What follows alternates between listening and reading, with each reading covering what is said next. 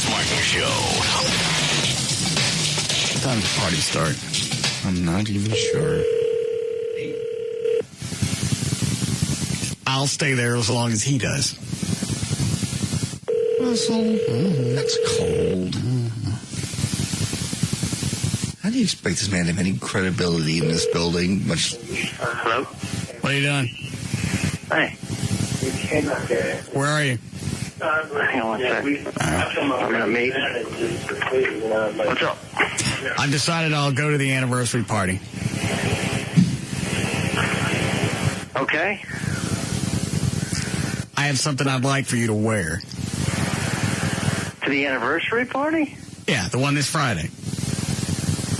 Okay. What do I need to wear? You seen see it? You seen the Dukes of Hazzard? Yeah. Seen Jessica Simpson? Yeah. Okay. You want me to wear Daisy Dukes? Yes. And you'll go to the anniversary party? And a halter. And a halter top? Mm-hmm. So you just want me to wear it on stage? No, the whole time. I want you to mingle and I got people to meet and stuff. I want you to mingle around in the crowd. And I want your ass hanging out the back and your sack in the front. I can't get chicks that way. And we're cool? Yeah, I'll put everything behind us. Even though nobody's made an effort to apologize to me. Now, you know that's not true. Oh, I'm sorry. What did I miss? I have reached out several times with emails. I don't think I got any of those. Well, I can assure you I have. Well, what did it say in the email? I said the person, that did this would like to step forward because they emailed you as well and it got blocked. How about that? So there was, absolutely. Why didn't that person that did this, why didn't they just come down here and apologize? Because they wanted to email you first and make sure it was okay to go in the studio. They didn't want to just come in. I said on the air it was okay. Everything would have been finished. We'd be past this by now. Right. Well, that's what they did. And once they said, I want to clear the air, then... that's why I shot the email and said, "Hey, this is the person." And the email that I got, the one that got bounced, didn't really have an apology in it. It said, "I'd like for both of us to be able to walk out of this with our dignities intact." That's not the way this works. Somebody's got to get squashed. There's no penalty if you walk away with your dignity intact. Well, I don't think I deserve to be squashed in this. And because he didn't come in and apologize, you get to lose yours. God. Well, I don't think. The other thing I disagree with, I spoke to that person afterwards. That's not what you told me the day that it happened. You said there wasn't any reason to speak to him because they didn't do anything wrong. Right, and after that fact, I did speak to that person, and I emailed you and told you I spoke to that person. I don't remember getting that one either. Yeah. You blocking all his emails. Mm-hmm. No wonder you're saying he's not emailing you. This is a no-win situation. All I know is every day I got to come in and figure out how to do something different, and we came up with something, and then somebody in the building decides they're going to get in the middle of it. Right. I got no time to mess with that. Yeah, absolutely. Absolutely. And it's had me in a bad mood for over a week. There's been a void in my life. You think I've been in a good mood? I don't know. We're talking about me. Oh. I wanted to come over to your house this past weekend. So you can decide if that's if that works out for you, then I'll go to the anniversary party. All right, listen, I'm not trying to negotiate here, but how about I just wear it on stage? You wear what? How about I just wear it on stage? You can bring me out, and I will wear it on stage. For how long? I'll wear it. I'll flash the crowd, whatever they want. If that's what it's going to take, then that's what it's going to take, and I will do that. I will embarrass myself. But, I'm going to do a lot of running around, and I might chafe on the inside, if you know what I'm saying. You may do what? I might chafe in my inner thighs. Oh, chafe. Yeah. Stick some baby powder on it. All right. So you'll do that on stage for a while. I'll do. If you want to introduce me, you can go up on stage. You can introduce me. I'll come walking out. I'll have fake boobs, and I'll have. If you supply the stuff, or you want me to go out and. No, I can find it because I don't know what you're going to go get. No. Are you sure? No.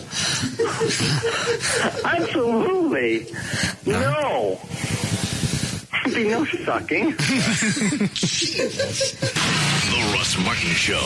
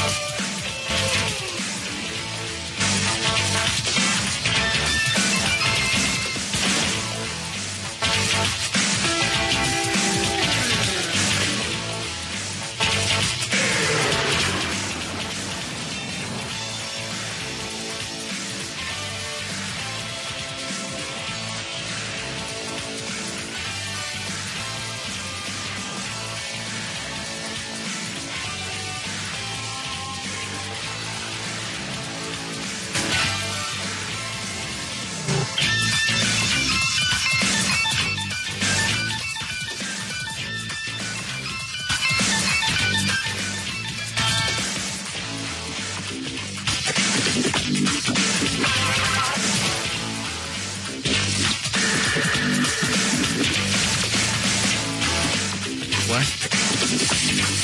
When are we going to see the car? We ran 3 now. What is it now, Chuck? A week and a half? Next week. What? Next Thursday? Yeah. Yeah. It's going to be a few days. What happened? Yeah, that's what the original shipper said. Right. They were supposed to pick it up, what, Friday? Yes. Chuck faxed the contract to him Thursday night. Right. That I knew. They said they would pick it up Friday. It would be here in 3 days. Exactly. That's why I ask you, when can I see it? Is it outside now? Yeah? It's outside somewhere. State lines. Why so long? What happened? So Monday comes. Yeah. And we haven't heard from the shipper. Chuck tried calling him all weekend. Not a word. And Eric with the Starsky and Hutch car said, nobody's been by here to pick it up. So Chuck's trying to get a hold of them. I decided to go check Amex online. Sure. Because contractually, of course, what they said, there'll be no charge to the card until the car is actually on the carrier. Okay. And that would just be the initial 150? Yeah, the broker's fee. All right. Okay. So you got the 150. And then when the car gets here, the driver gets the rest. Makes sense. So the total fee was about $900. Not bad, really. There's a charge on the Amex card for $934. Oh. From the shipping company. And they haven't even picked it up yet? They ain't seen it. So you're happy with them. So I called Amex. I stopped that. Chuck called them. What was their excuse? Because I stopped paying attention after you said it ain't coming. What was their excuse for not picking it up Friday? I'm sorry, at all. He was still looking for a person who used to look for the truck. But he knew that we expected it here Monday. Exactly. And did he say when he was going to give us the heads up on when it was going to get here? Nope. He probably still wouldn't have called me if I had to call him Monday. How do we find these people? Yeah, where'd you find them? They're all in a brokerage listing with car movers. All right. They're all supposed to be insurance and bonded, so it's not any big issue. The way it works is these brokers obviously have a network of drivers that they subcontract out to. They go, hey, I got this car here. Anybody near that? You go pick it up. You bring it out here. He gets $150 for giving you the job. Perfect. You give him the rest of the cash for driving it out. Where's your car? Outside? Nice. Yeah. Outside, I think it's San Diego. San Francisco. Okay. Well, it's not here. Chuck, you're not making it better. No, it's actually not San Diego. So Chuck calls them, and they graciously credit my card back. Very nice of them to do that. Did he give you a stink on that? No. Did he tell you why they put any charges on there at all? He said it was in the contract, and I said, well, I marked through that part. Yeah, you can't charge me anything until you picked up the car. And that's in the contract. So then Tim Powers, oh boy, the attorney, calls him. He said, we never charged anything to the card. He goes, the screen capture that I got from the Amex website says you did. Well, we'll credit that back. Well, so you just lied to me. Yeah. So later this week, the Attorney General is going to stop by there and go through their books. Really? Yes. That was Tim's idea. Get that done. Tim just said he'd turn it over to the Attorney General's office. They go by there, have a look at their stuff, and yank their license for a while they're looking. It still don't get me the car, but at least they're miserable. You're not the guy I would want to mess with, even from a distance. Well, then Trey goes, and he runs a background check on the guy that runs the shipping company. What do you have, a Class A misdemeanor? Class A misdemeanor, and I want to say... a nice felony. Yeah, third degree, I believe. Lovely. I think one of them was for abusing somebody in the family. Yes. That was the Class A misdemeanor. Mm-hmm. Which I didn't know you could just get a Class A. And then the felony looked like it was possession of something. I know it ain't of a Gran Torino. Could you tell what it was? Just controlled substance. Is what it looked like. I see. So we have another company going to get it now, I'm assuming. Yeah. They're going to be busy. Yeah. In their books like that. I don't know if I want to tell you who's going to get it or not. Okay, why wouldn't you not want to tell me? I'll tell you off the air. Do we have a history? Yes. Oh, okay. You don't have to tell me off the air. But they were going to take care of this one, right? That's correct. The last one was an accident. If it wasn't an accident, I'd have jumped up their ass when they backed a Mach 5 into that Cobra. Totally an accident. And I swear to God, I thought it was a hose until we walked up on the car. I went, okay, this is really funny. Ha, ha, ha. Yeah, I called the shipper. The Mach 5's here. I'm wound up because it's a first novelty car.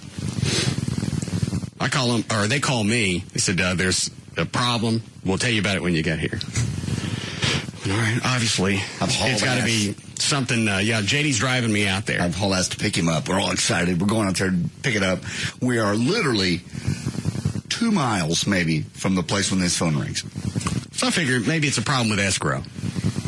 Because as soon as the car gets there, the money's supposed to transfer to the people that I bought it from. So I call Everett. I said, check the escrow account. Make sure everything's cool there. We go to the shipper. He comes out. The president. So there was He is ashen white. His face is just like somebody just kneed him in the nuts. There's a problem with the car. And obviously I smell stink. Everett knew I was going. Too many people knew I was going to be there. Perfect time for a hose job. Let's go. I mean, really, what's wrong with the car? It was absolutely unintentional. I'm sure it was. And whatever it was, I'm sure I'll be okay with it. Well, we backed it off the trailer and backed it into a Cobra. All right. Well, let's go look at it. And I'm not buying any of it. We get back there, and they backed it up the hood of a Cobra. Wasn't it the owner's kid? I think it was somebody in the family. Somebody in the family. With a baby arm. Am I making that up? You're not making it up. At this point, I don't know whether to be. He's already twisted, pissed. So my only option was to laugh. Inside, inside, I'm laughing because it was not destroyed, but it was messed up. And the guy keeps going, "Well, look what I did to the Cobra." That's not my car. I don't care. But the Cobra got the worst part of it. And I could see how it happened because in fact, I even had the pedals changed out. The brake and the gas were oversized. Uh-huh. You hit one with one foot, you might accidentally hit the other one. Because I almost did it a couple of times when I drove it. But it was just the fact that the guy that backed it off the car. That bagged you in Cobra. What? Cobra. You're back in your Cobra. Over the weekend, I burned the baby. And he just kept going on. Well, look what it did in a Cobra. What? I'm not buying that. They did. They backed it. I almost positive it was, one of the replica Cobras. Halfway up the hood. I'd say 3/4 up the hood. Wow. It's good. What did it do to the Mach 5? I just busted up some rear end parts. Luckily, the Cobra was low to the ground, so the car just made itself at home. Gotcha. But they ship all the time, and I thought it's been 6-7 years. I decided to let it go. And they got everything fixed. There wasn't any... No. Isn't that how you met Better than Sal? At Down East Collision? Uh-huh. Yeah. So there was there were good things that came from it. Sure. I figured I'd give him another shot. That's a Christian thing to do. You got the Jesus. And then if something happens, I'll torch it. So, week and a half. I'm sure they'll give this one a carrier to itself. It's just a Torino. It's not any big deal to ship. They know not to piss you off. Let's see what... Oh, and Tim Powers had dinner with him Saturday night. I almost couldn't eat. Why? He and his lovely wife She is. don't stop the baby talk. They still doing that? It's hands and leaning over to whisper, and it's, first of all, it's nasty to watch because Loretta is just a piece. Yeah. Just a hot Asian piece. She's beautiful. You couldn't imagine a hotter Asian piece. Absolutely beautiful. And then she leans over to Droopy Dog and sticking her tongue in his ear.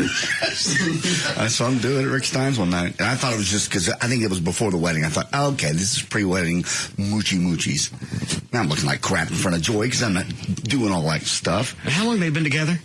Oh, gosh. 2.5 years? I would say 3, so yeah. And they started dating the day they met. Yes. I think they said that after their first date, they didn't leave each other's side for at least a couple of weeks. And it's at the beginning, it's standing at the bar, it's at the table. Touching, kissing, loving. Hey, so the bathroom, baby. I'll miss you. Would you order me something when I'm gone? She comes back and is there. Thank you, Timmy Bear. Stop it. I almost had some of the calamari just so I had something to throw up. What else did she... When she came back from the bathroom, she goes, you know what my biggest fear in life is? Well, actually, it's 2 biggest fears. You leaving me. And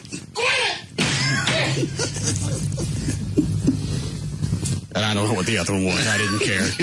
That point doesn't matter.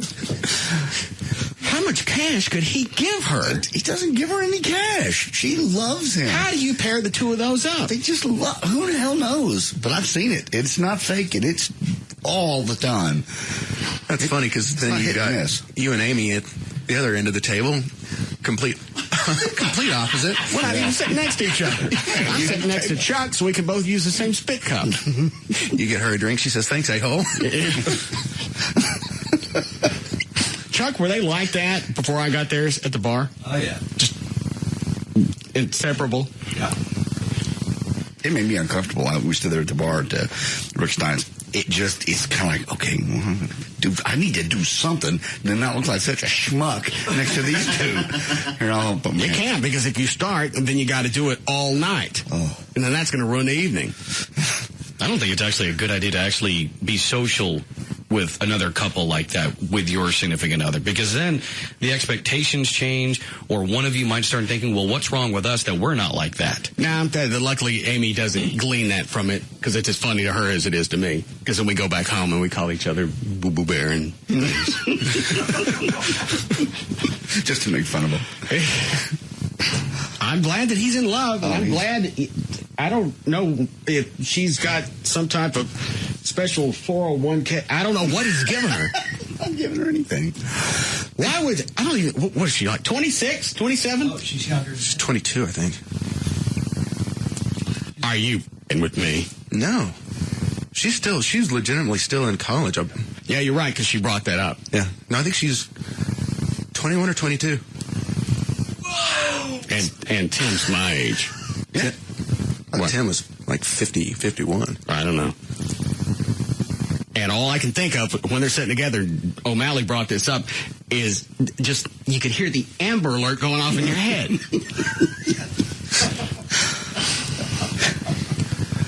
I don't get this one. That one that one you're going to have to wash off to just love. It's not what he's giving her.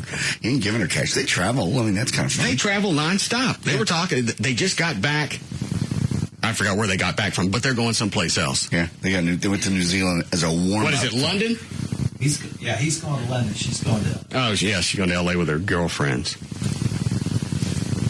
Wants to go to L.A. Yeah.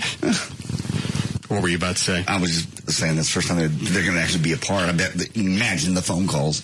Okay, I miss you. I'm here all by myself. I got my little Timmy bear right here, so I don't miss you. Thank you for peeing on it before you left. I have your smell. Sleep with it under my pillow. Little Timmy bear and his little Timmy teeth. My God. I've seen it. I've watched it happen. I told Amy, you ever throw anything out like Russie Bear or something at a table, and all you're going to see are air conditioning vents on the ceiling. Yeah, you two don't strike me as that. And then she's asking me at the table, what are you going to get me for Valentine's Day? How about a nice forwarding address? You like that? Russell. Why would you say that? Because I went by the post office and I got those little cards and I wrapped them up. Why? Gonna get her something nice, you know you are. No. Yes, and of course, you're looking at Tim and his wife. Now they're all married, so Amy's probably going, they got married real quick. Yeah. Real fast. Because they love each other. When are we? No, that was just probably part of the contract. Stop it. He's given her money. No. You don't get something like that. I don't care who you are, even Hefner, without giving these chicks money. He's paying her for something. No, he's not. That's rude to say. No, not at all. Well, sometimes they're just truth is rude. They're just, if it was that way, she wouldn't be as aggressive as he is. I can understand him being aggressive. It's got he doesn't really feed the schmookiness in return. He'll hold her hand, but he doesn't call her Loretta. Yeah. Fuzz. No, she's all over him. She leans into him. She can't wait for him. She watches. She went to the Maybe he splits the checks in half. Here's before dinner. Here's after dinner. So she's got the incentive. No, she watches for. He went to the bathroom while we were standing there, and she stood there. You could tell she's looking over Joey's head, watching for him to come back. That's how in love she is. It's in the script. Ask anybody else in this room and see if they don't think that she's getting cash for this relationship. Forget the trips or anything else. There's some type of contractual deal to where he pays her. It has to be. No, you're wrong. Trey? No, yeah. Huh? Oh, yeah, he's paying her. Huh? Well, I got to know yeah. Oh, yeah. Oh. Dan? I'm actually with JD on this. So explain it to me. I'm at an absolute loss. Hey, I didn't say that I could explain it. I know chicks are drawn to power, and I know they're drawn to money, and part of that's through nature because you always want to look for a good provider, but this is idiotic. She's just dead set in love with him. She's just... It's beyond love. It's hot little body, yeah. Big fake boobs, likes to have a little cleavage hanging out, and she touches him. Well, intimately. Ooh, they've had sex. I'm sorry. And I'm sure it's part of the deal that he gets to get naked. I would think so. Yeah. You wrote that up in the contract. Subparagraph E. Now that's subparagraph C. I get to get naked. Crawls into bed. Honey, did you forget to iron your suit? I'm naked.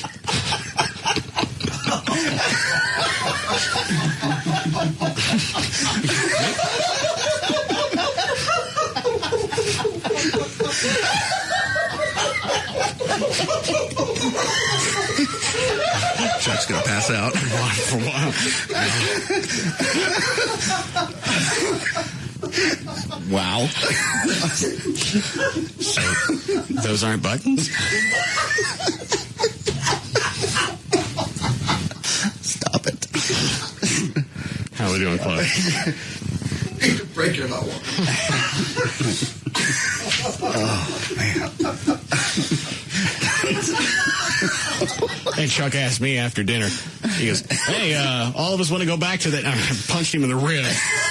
Like, back to my house. I can't watch this anymore. And if they're this touchy in public, I don't want to see what happens in my house. Yeah. It's very bestial. Why? Just because you don't. Because she's sleeping with droopy dogs. She loves Mr. Powers. She's good. She just loves him. I mean, I can't make it any more simple than that. It's just. I don't understand it. I understand chicks wanting money. I get that. I get celebrity. I understand that. But this is beyond that. I think if he had no cash, she would still love him. Hang on a second. I really do. If he didn't take her on the trips and she didn't have all the jewelry and the cash, you think that relationship would still happen? As in love as she is, and with all the little you remove all those things, you think she would still be in love with him? Yes. You're a fool. I truly do. When you get to that level of love, it's a different animal. It really yes, is. Exactly it is. I just feel nasty from sitting at the table all night. I wanted to come in here and start firing off the Amber Alert. I didn't know she was that young. You're at dinner, you just call up the station, fire one up, man. And you're right, because she talked about, what was she talking about, one of her classes? Yeah, I had a Chinese woman who taught German. Yeah, that was one of her fantastic stories. She has a lot of them? Good stories? She has a lot of stories. And that was one of them. Somebody asked me if I was Asian. What did you tell them? You know what? That's my favorite out of the 16. Tell that one again. Get a break here? Yes. All right. Anything happened to anybody else over the weekend? I had a great weekend in Shreveport. Saw Reba McEntire and Kelly Clarkson. At a show? Yes. Yeah, we went there to see the concert and lucked into a Mardi Gras parade. It happened 2 blocks down the street. We checked in the hotel. Did you gamble? I did. I lost. Joey won. Joey's up $400. I'm down on about 150. Where were you gambling? Where were you playing? I'm doing slots. So she went on a penny slot machine, almost $400 on a penny slot machine. How long did you have to sit there? She played about 2. I had to drag her ass out of the freaking casino. Hang on. Do they give you free drinks even at a penny slot machine? Oh, yeah. Oh, sure, yeah. All right. Yeah, anyway. So, both times I had to drag her out of the casino. 2 o'clock in the morning, I've lost my money. I'm in the room. 2:15. Well, plus you don't drink, so you got nothing else to pass the time with. If you stop gambling, she's sitting there with her pennies cleaning up and getting toasted. Yeah, about 11:30, I went in the room. I'll see about a half hour. 2:15, she's still gone. As I call her, I went, "Will you get the hell in bed?" And then the next morning, she gets up. She's gone at 9 o'clock. I figure, okay, she's gambling for about an hour. Checkout is 12. It's 12:15. She's still in the casino. I've got to drag her ass out of the casino again. Well, sounds like you got control of everything. Well, we got home. All right, we'll be back.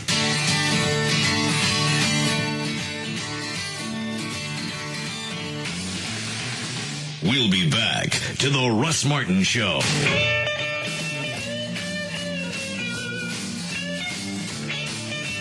Like nothing you've ever heard before. The Russ Martin Show.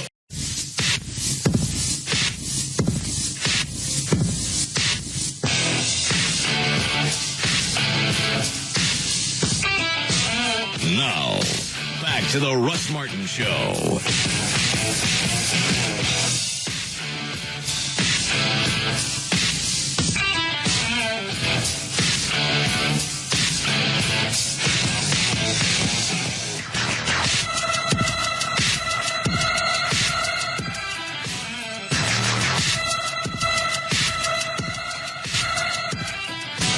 Why did Skip past me? What's the quote last night? He just farted, making himself laugh.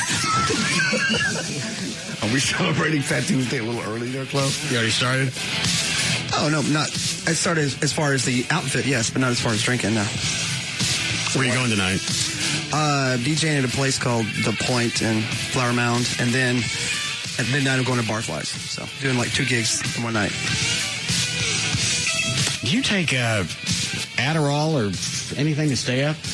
Just, because really, I hit a certain point, and I'm done. Well, you're a lot older, too. I've always been that way. And he's just, yeah, you have actually, come to think of it. Rockstar energy drink, and usually nicotine gum.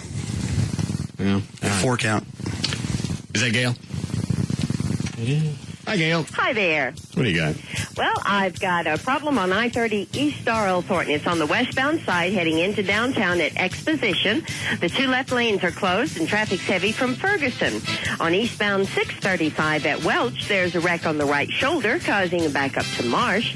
On 67 northbound before Loop 12 Ledbetter, the 2 left lanes are blocked. Traffic slow from Hampton Road.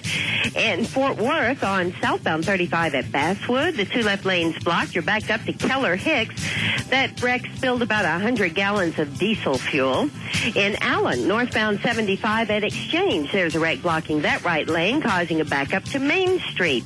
And I'm Gail Lightfoot on the Russ Martin Show. Thanks, Gail. Warm again tonight, 65 for the low number of thunderstorms that have moved off to the east. There's still a severe thunderstorm warning for rains in Van Zandt County, but another line is developing behind that. 54 for the high tomorrow. We're at 56 now.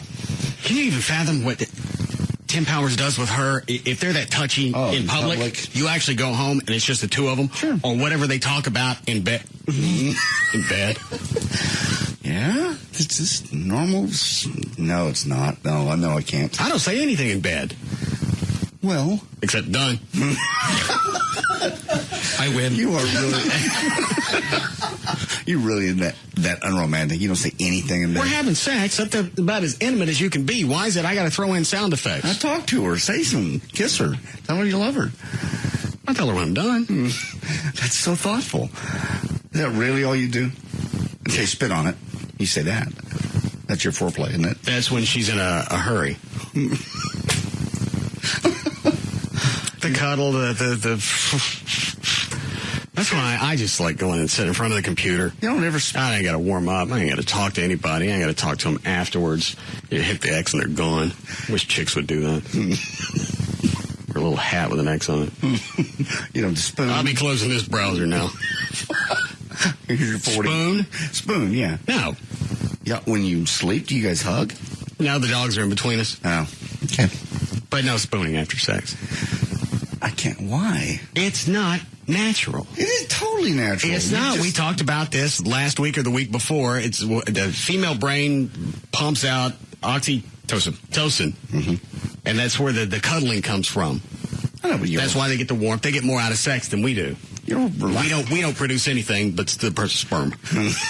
I doubt Amy gets more out of sex than you do. Does she ever get anything out of it, do you think? I mean, really? I believe she's on. She makes noises like she's having an orgasm. Well, do you ever discuss it? I've never. I don't think I've asked a chick in 10, 12 years if they, yeah. Well, I'm just wondering if you ever say, you know, I don't think I've asked since high school. Did you? I don't mean did you, but I mean, do you enjoy this versus this? Do you like this? I do what I like, and if it all syncs up, then we have a nice time. Okay. Plus, I don't do anything weird. You don't do anything at all other than you on top, right? It's sex. I know. We flip in different directions. Sometimes she likes to sit on top so I can see the boobs that she bought. We flip in different directions. You're right out of East Texas. I get it. We're having sex. I understand. That's intimate. Well, it can be more. It can be a lot more. Do you ever like candles, play music, anything? We like candles if the dogs had pissed that day. I mean, romantically, do you get in the bath? I think I've asked this before. In the bathtub? The bathtub. and massage each other, and you rub each other, and you clean each other up, and then you go in the bed, and you all clean, and you have sex. You sound like a couple of cubs. No, it's just fun. You don't ever rub each other's backs and clean each other up? She scratches my back. She loves that. Sometimes to get the zits. I mean, a little soft scrubby. No, that makes me nauseous. Why? It's just cleaning her up. Jay, you can go soak on your own. I go take a shower before sex. I go take a shower. I clean out everything that might have little lingering things. Okay. So if she decides to, she don't get little wadded up toilet paper on her tongue. God. Oh, I'm going to be ill. Why? Just because. Sometimes hair catches little wads of toilet paper. I understand. Stop. It's very courteous. Very nice. Very, very romantic. So she actually does that to you, and she does the whole salad thing? Sometimes. Okay. Why? I'm just having a Tim Powers moment. Granted, your suit is pressed. His is not. Actually, I stole that line out of, it's like Scary Movie 3 or 4. Yeah. Who is it? Leslie Nielsen's the president. Okay. And his clothes vanish. All right. There's some X-ray thing that just makes his clothes vanish. Yeah, well, you're naked. This isn't a wrinkly suit. No. And these aren't buttons. It's a great visual with Tim Powers getting in bed. Oh, you know. Oh. All right, I'm with you on that visual that I just had of him crawling on top of her. Something to drink, and just the chit chat that goes back and forth. Because if they're that nauseating at a table in front of other people, it's no holds barred when they get to the house. Timmy, eat the poo bear. Poo poo, eat it. Timmy, Wong holy woly. You read the contract. I can go in the other one. I bet she makes him blow in his own mouth. Yeah, we've crossed some line. It's like some morbid midway game. Oh, my Lord. Trey, did you tell him about your weekend with your ex? No. Tell him. Your weekend with an ex? Like a date? No. Oh. It was I think in legalese it would be called an encounter. Oh, no. How did she know where you were? Or is it just where you always are on a Saturday? It's just a good chance that's where I'm going to be. Yeah. Did she hunt you down, or was it an accident? Yeah, that's a perfect phrase. Yeah. Which one? I think she's hunting me down. Hunting you down, okay. Yeah. How old is this ex? 48 hours. Okay, all right. I just didn't know which one we're talking about. Okay, 48 hours old. Okay. Well, and you'd broken up with her. I think you talked about this on the air a couple of weeks ago. Yeah. Because she was trying to hunt you down. She was texting your friends asking if you were with them. This is the one that wouldn't let you go for more than an hour without knowing where you were. Yeah. How long did you guys date? 2.5 months. Okay. Why was she checking with them to see if they were with you? She had sent me a text message, and she didn't get a reply back instantly. So... Well, it is called an IM. And so she texted my friend. Go ahead. So she texted one of your friends. Yeah. How'd she know how to get a hold of them? Because what she was doing, I had swapped numbers as a business contact. Okay, so everybody had everybody's numbers for regular reasons. Yes. All right. So she can't get a hold of you. She checks with them. Did she ask anything else of them? She goes, is my boyfriend with you? Did she try calling your cell? No. Okay. She say why? Because I hadn't answered her text in like 6 minutes. So she wanted to know where I was. And so is this normal behavior? I don't understand why she just didn't call your cell to begin with. You hear the cell go off. You don't always know if you got a text message waiting. So why did that piss you off enough to break up with her? It was just the culmination of, it became apparent that she has some trust issues. Yeah. And I said, I saw a picture of this chick. She's hot. Yeah, she's hot. But I said, if you're having those issues now, it's not going to get any better. She's too hot for you. You must have those big bat in your drawers. Let's see your weenie. Is it huge? No. I never seen a vampire penis. Let me see it. They got fangs too? Can you only screw her at night?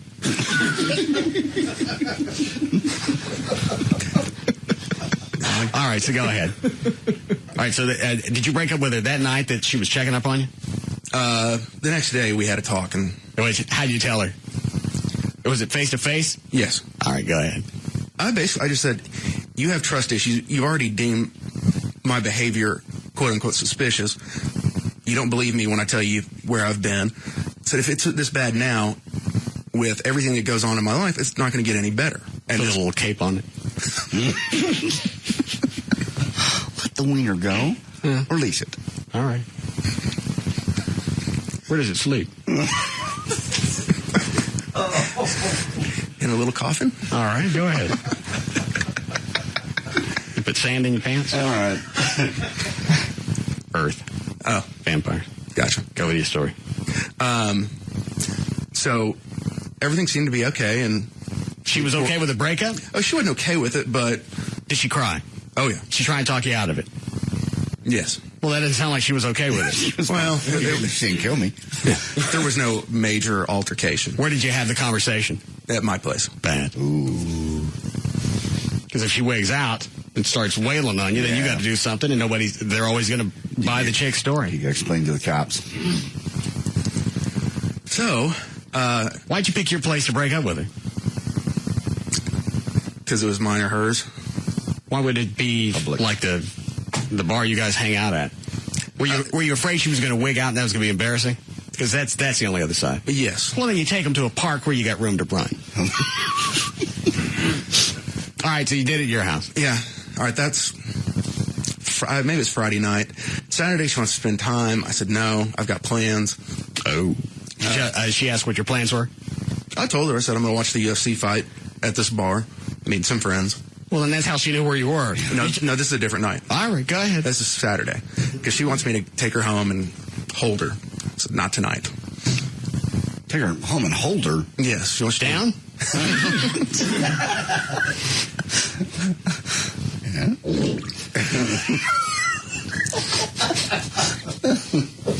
Go ahead.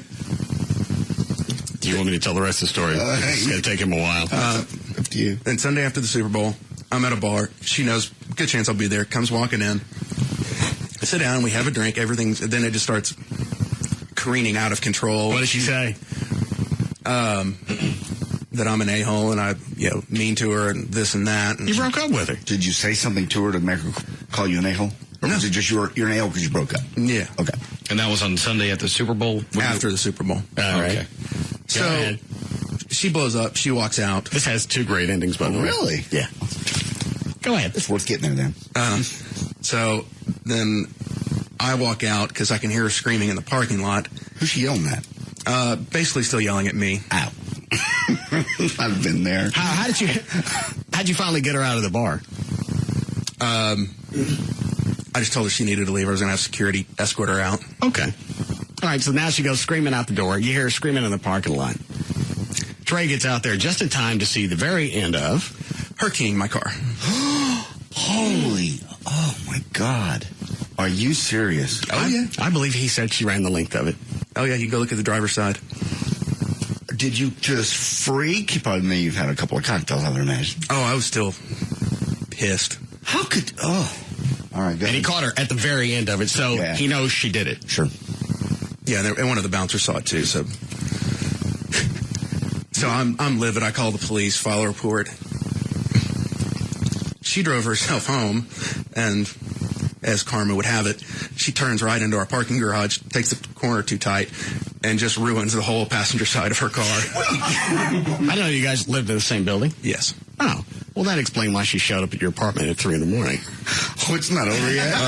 No. You already got the first ending of her keying the car. Okay. The entire run of it. This is like an opera.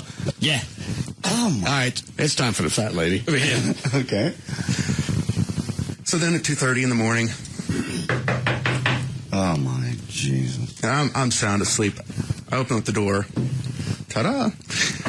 And he lets her in. Why did you open the door or let her in? He lets her in, and he goes back, and he lays down. And how are you still here? That's a good question. I guess you let her in the door. I was so out of it, I just didn't even... I went laid back down, then about 5 minutes, I pop awake and I go, what in the hell did I just do? So I turn on the lights, I'm like, you've got to get the F out of here. Yeah. What'd she say? No, I don't want to. So I'm not asking. So it takes about 30 minutes to get her out. What was the conversation back and forth with that? Or was there any talk? There wasn't a lot of talking. I was screaming at her to get out, and she said she didn't want to, and she was sorry. And sorry for what? keying my car. She going to pay for it? Yes. She'll have to.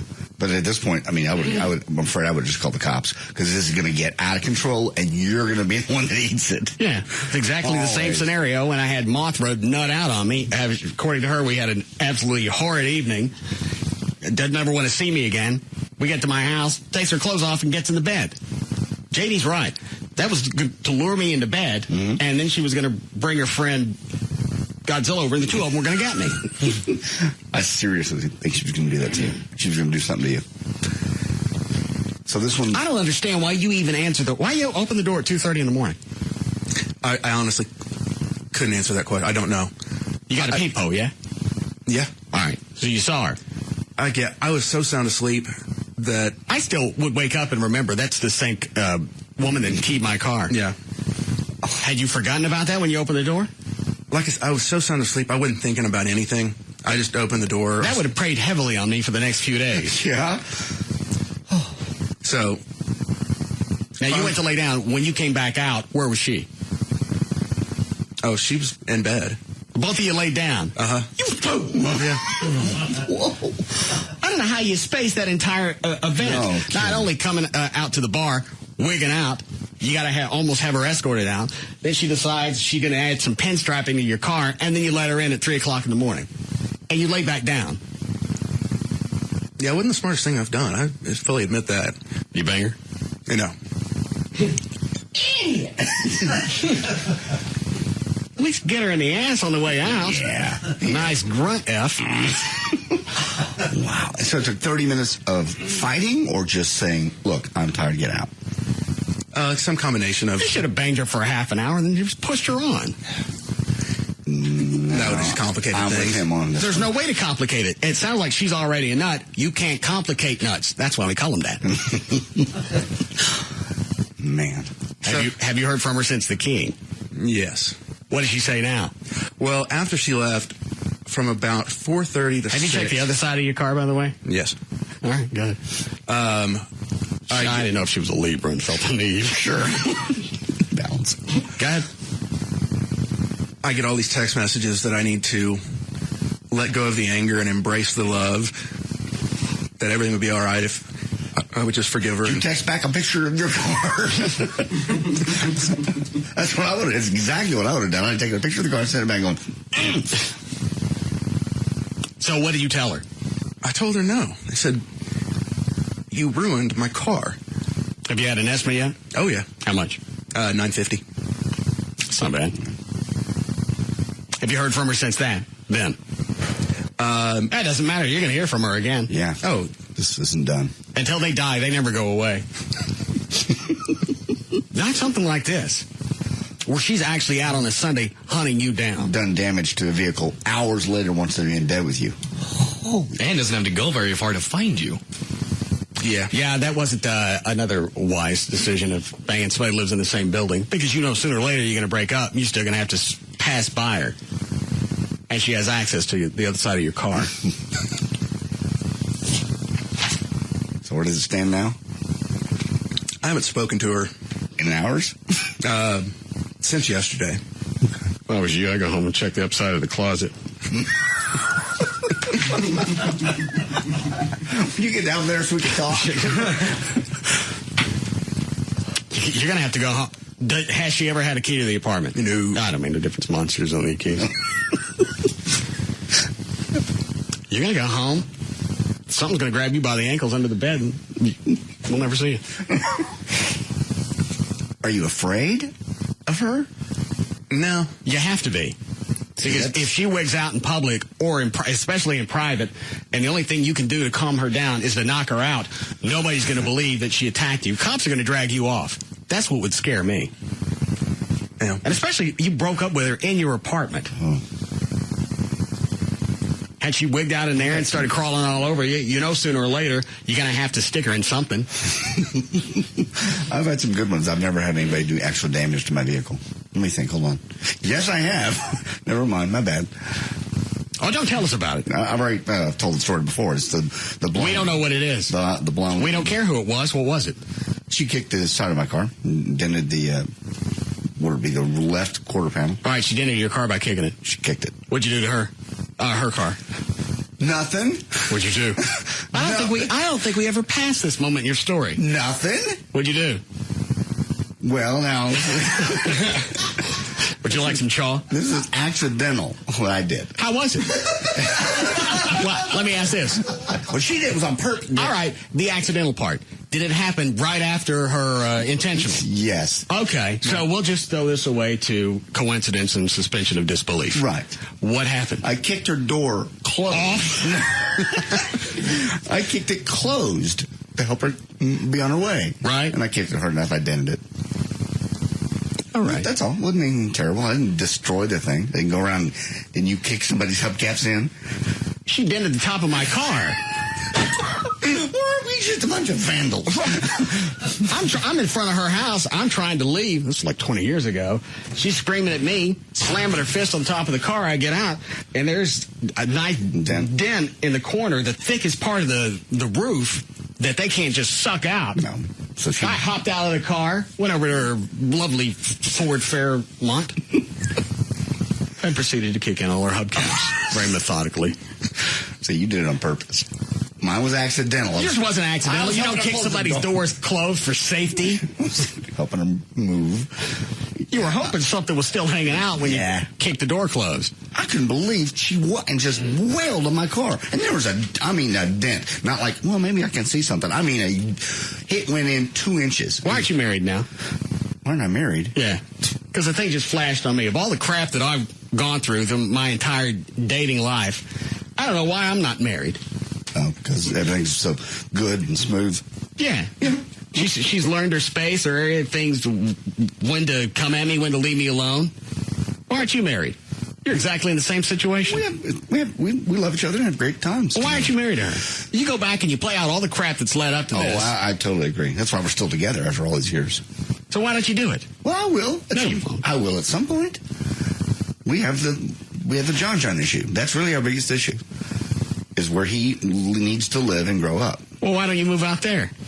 And drive 3 hours round trip every day? She does that when she wants to see you. She does it to work. She does it because she has a job. So she's not worth moving closer to. She certainly is. So why haven't you done that? Because I have a house. I believe they have houses in West Fort Worth. Well, not mine. I don't want to live that far away from work. You could carpool. Yeah. No. Yeah. No. That's very nice, right? No. Every day to work. I wouldn't mind that. We have a great time. Well, then move to West Fort Worth. I can't live that far away. Well, then find someplace in between. No, she's happy where she is with her kid and grandma. And grandma picks the kid up after school and keeps them on the weekends when we go to Shreveport. Why is it I have a feeling I'm going to hear the same story when John's 24? No, you're not. No, not at all. We can't get married. John still has to be near his friends. No, you won't. Do we need a break? Yes. All right. Something else that happened over the weekend. Just get back over to me anyway.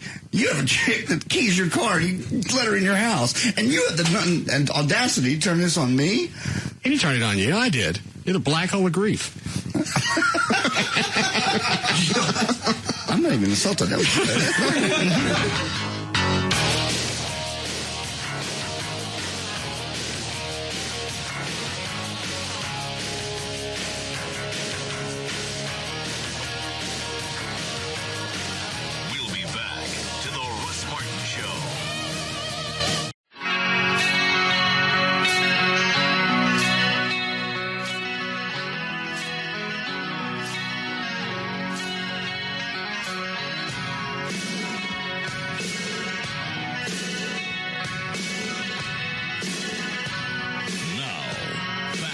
Russ Martin Show.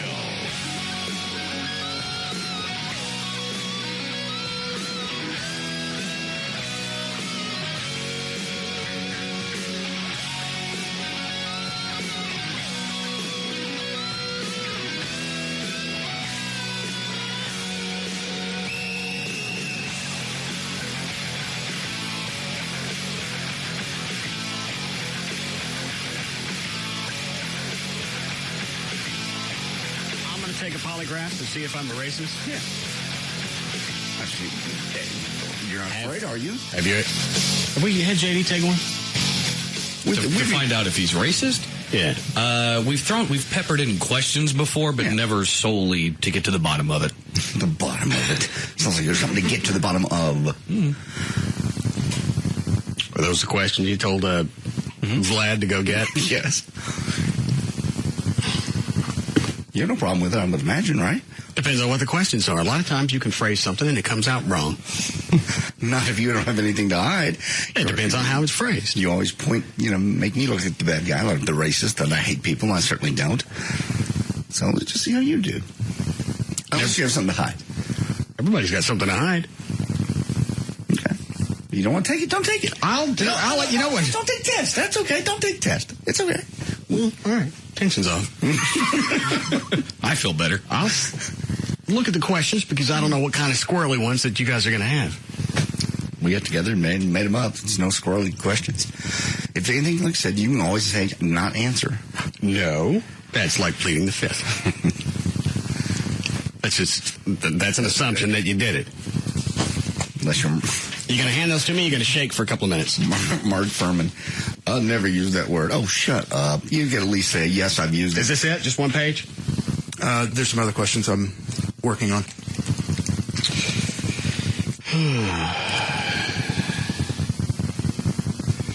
Well, it looks like there's something missing here because the first question, I don't understand. Have you used it in the last week? So if there's a previous page to that, I'd hand it to me. I'll wait. Thanks. If you ever use the N-word... Well, start off with basic, simple questions. Well, that's pretty indicting right there in itself. Just say, yeah, as Mark Furman should have. Yes. Social atmosphere, I'm not proud of it. No. I don't think black people care how you qualify it. You say, yes, I've used the N-word. Well, okay. We know you have. You don't know that. Yeah, I work with you mostly Monday through Friday. Okay, well, obviously you have audio of me saying it, so I'll just hold my hand out. No, you hand me that you delete the audio. You only keep the audio of me. No, I don't have any audio of you saying it. All right, let's see what else is on here. Would you kiss a black woman to prove you're not racist? She's hot. Actually, you have. Who? Cat from the lodge. Oh. I also accidentally kissed Big Stacy once, so I think I get double for that. How did you accidentally kiss him? We're doing... I don't know. Sex? Where did that happen, Chuck? Was that in here? Were you here? Yeah. Where'd you kiss him? On the mouth. Really? It was one of those, No, it's not one. You stop. No. Daddy loves Big Stacy. And you do the thing like you're gonna kiss. Right. Well, the fat bastard don't pull back. Were you gonna say something, Ryan? I'm pretty sure you kissed him at the stage at Barflies at that show. Why are you talking to me? Because you couldn't remember where it was. I think I got one of them down. I don't need a running tally. All right. Thanks. Weren't we going to have him put down? No. We're not. You can bring me hot black women all day. I'll kiss them all. Just like white women. If they're ugly, I'm not going to kiss them. Black, Asian, I don't care. Bring them up. Okay. What about that Brandy chick in promotions? He's hot. Gavin. Yo. What are you wearing? Bandana. I can't tell on the black and white camera. Oh, I'll come in. Now, hang on a second.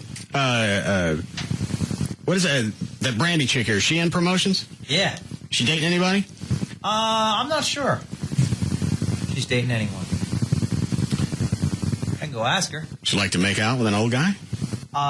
Well, I guess that's okay because you're both employees as long as you don't force her into any situation. Well, that's her call. I'm not running down there and pulling her back in here. Right. What are you wearing? All right, why? Oh, we got Stars game tonight. Who are they playing? Vancouver. Canada. The enemy. Tilt your head back. I can't see him. What's he got on? Is your face painted? Yeah. All right, come in here. My glasses. He's going to the game with Chuck, I think. Are you going to the game with Gavin? Yeah. Not now, no. Yeah. Why is your face red, white, and blue? Because we're playing Canada. We're USA. We're Dallas, baby. I thought you were a big Canadian fan. You like to go because you're the Canadian national anthem. I like the Canadian national anthem, but, man, over the weekend we sent a good message. We beat Edmonton on Friday night. We beat Calgary, and then we beat Vancouver prior to that. So we swept in Canada, and now Vancouver's coming here. Why are you wearing mitts? Oh, well, because, like, if Otter goes, I'm ready. Watch. See? Through the mitts. They dropped the gloves, I dropped the gloves. Chuck, we ready? We're ready, buddy. I'm not going. You knew he was going to do something weird. Whether he dresses up or not, he always gets loud on the sideline. Right. Tonight we'll be doing USA chants and stuff like that. Even though there are a couple Americans that play for Vancouver, but... You didn't think this out before you agreed, Chuck? I probably didn't. That'd be great. Are you wearing... No. You just got on a T-shirt. Are you going to wear anything else? I couldn't find any, like, red, white, and blue pants. Go figure. Yeah. Why don't you check with Buck Owens?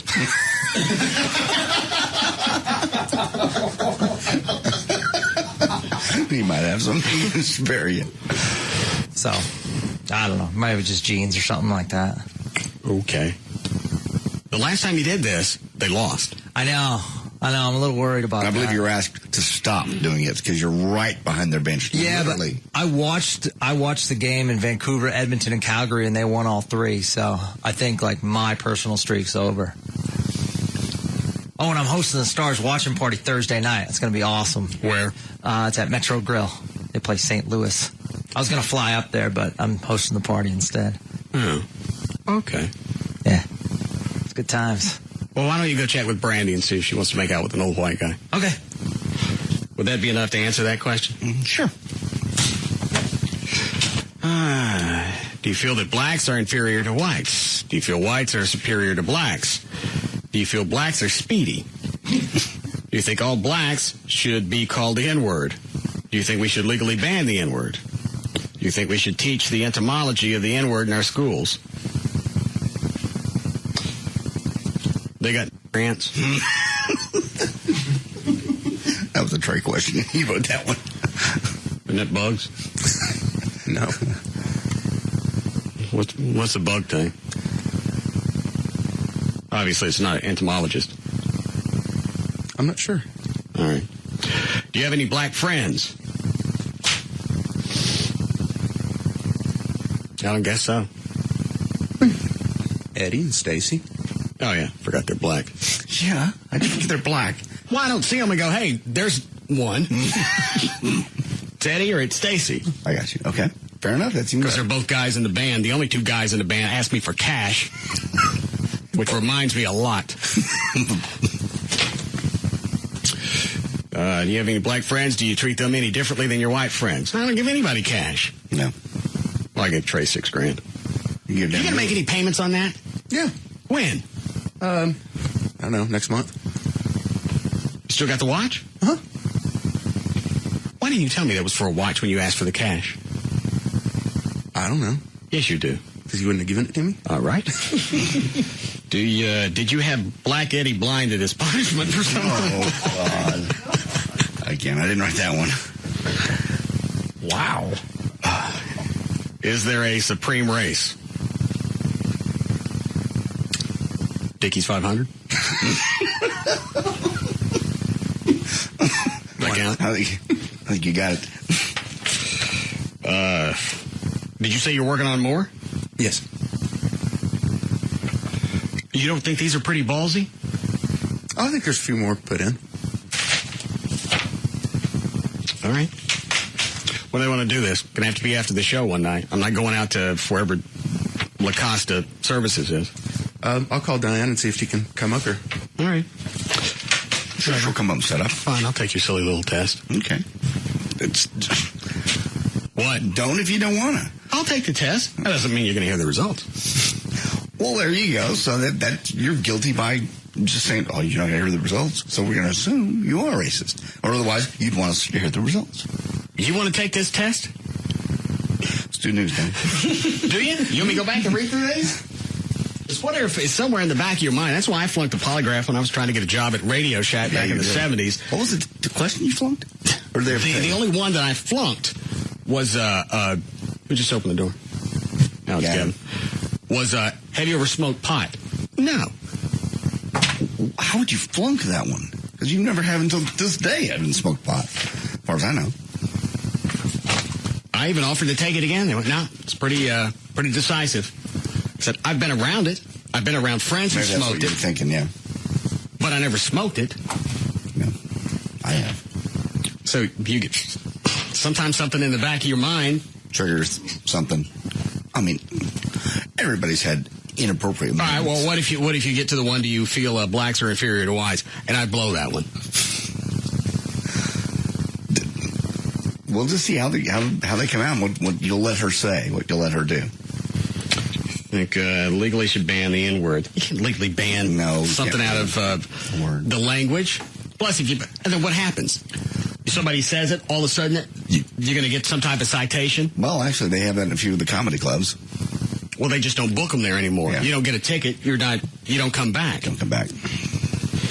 You treat your black friends different than white. Supreme race. Can I still say the Dickies 500? Sure. All right, fine. Get those ready. I'll take them. Excellent. Hi, Brandy. Hi, how are you? Can I have a kiss? For sure. Big one? What do you consider big? The tongue. I mean, we cool and all. I don't know where your tongue has been. But I'll for sure give you a kiss, though. With tongue? I'll for sure give you a kiss. I don't just kiss willy-nilly. Well, it doesn't prove anything if I don't get tongue. Does it? Yes. Just kiss her. It proves a lot. Yeah. If the question is for your racist, I do not believe so. But I have to prove it to you. You don't have to prove anything to me. Yes, I do. I don't want there to be any question in your mind or your mouth that I'm racist. All right, come over here. Well, okay. I better get in there. Not against her will. How old are you, Brandy? I'm 25. Yeah, I bet I can. No. Yeah. She said no. Why are you holding my hand? Because you're nice, and I thought you wanted me to hold your hand. I wanted a kiss. Oh, well, you were reaching out for me. Well, I was going to bring you over here. Oh, okay. Are we ready? Almost. You guys mind turning around? Oh. Sure. All right. Not looking. John. What? I'm just sneaking. Quit. All right.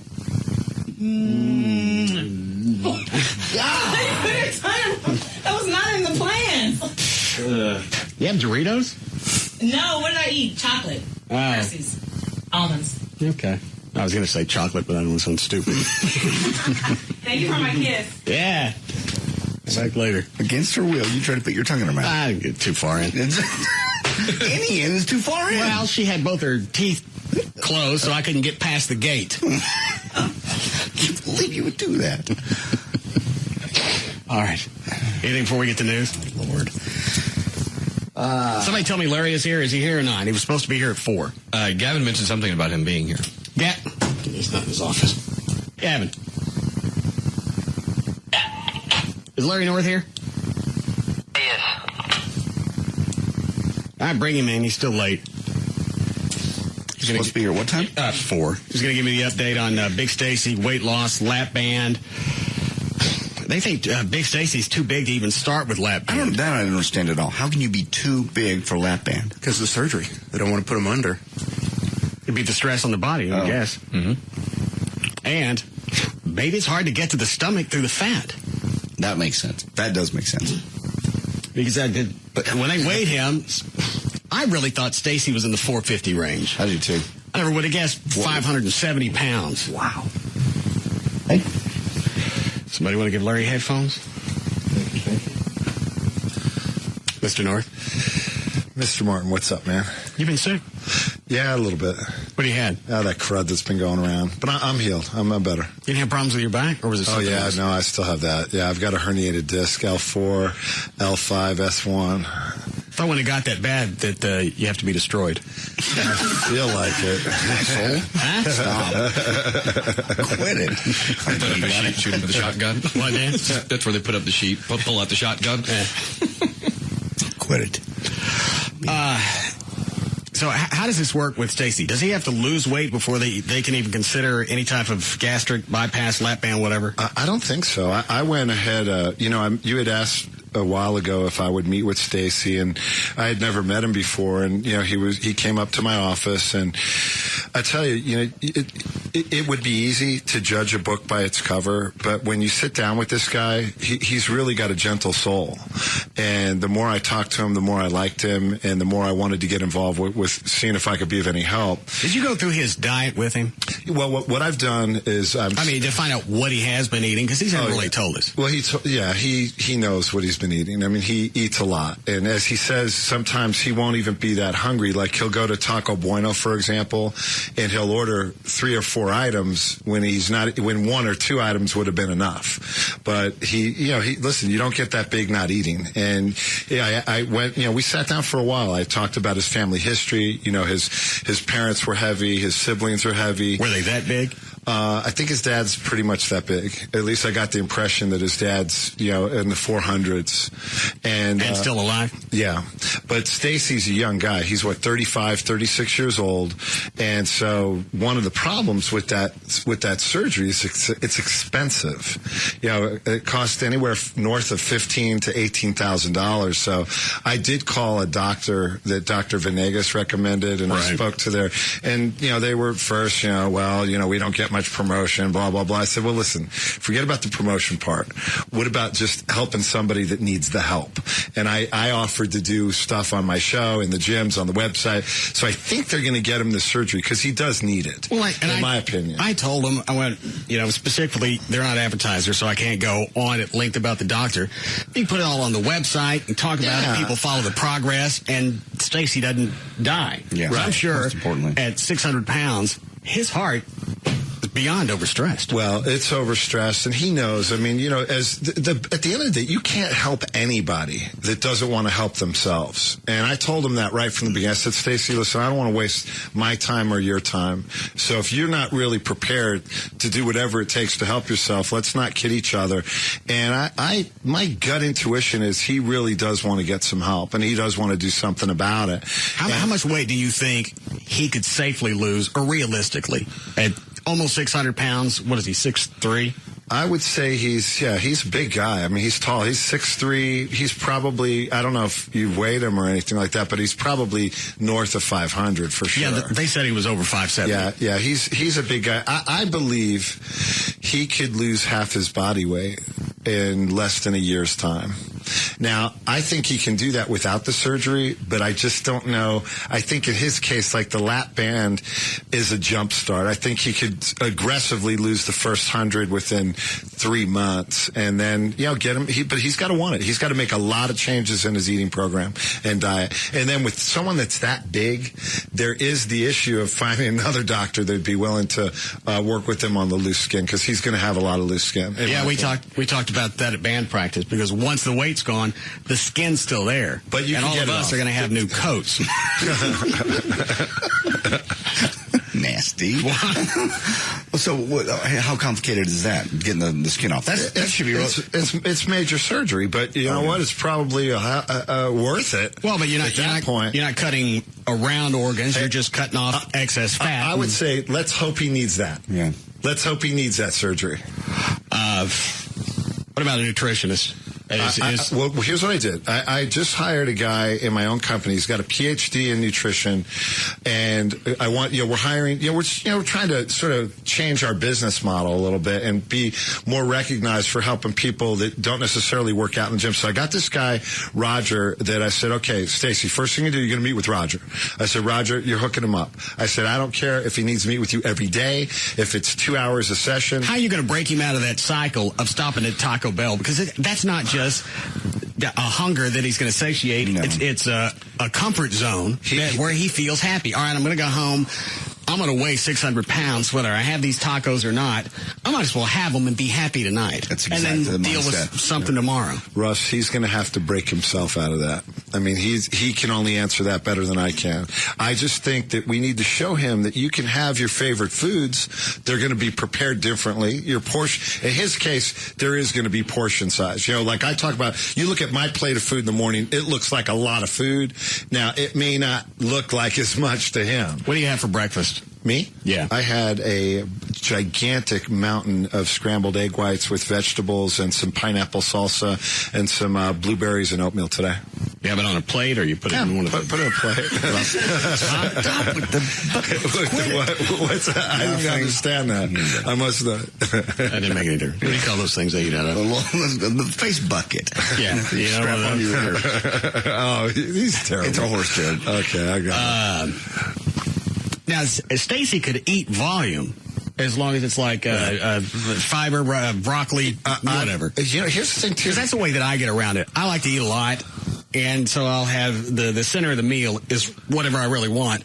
Then I surround it with lettuce, vegetables, broccoli, anything I'm going to fill up on. Believe it or not, he was only eating once or twice a day. Now, so he says. Now, here's the thing. He probably doesn't eat breakfast. He is the classic case of under-eating leads to enormous amounts of overeating at the highest level. In other words, that happens to most people with his genetic predisposition to gain weight. It happens at the highest level. You sit around all day, you don't eat. I'm going to save up. I'm going to eat at night, and then you just I don't explode. even think he's conscious of saving up. I think what happens is he goes throughout his day, his routine. He's a driver. So he doesn't really have the time to go eat 4 or 5 meals a day. I'm going to have to show him that he's going to have to get a little cooler. He's going to have to keep food with him. He's going to have to eat the right snacks, the right supplements. But here's what happens. He drives all day long. He pulls into Taco Bueno. He's not hungry. He's ravenous. And well, he then you gets don't give him 3 any burrito supremes. You don't give him any cash. Specifically, you take what you need, all the food, so you can eat every couple of hours, and you don't take any cash with you. Problem is, for $10, you could eat for 5 people at Taco Bell. Then you don't take anything. And if you don't have the cash, they're not just going to give it to you. I think, honestly, he just needs some awareness. He's just naive on where to start. Well, obviously, you know what I'm saying? If his health isn't going to really be the deciding factor, if it was, he wouldn't weigh 600 pounds.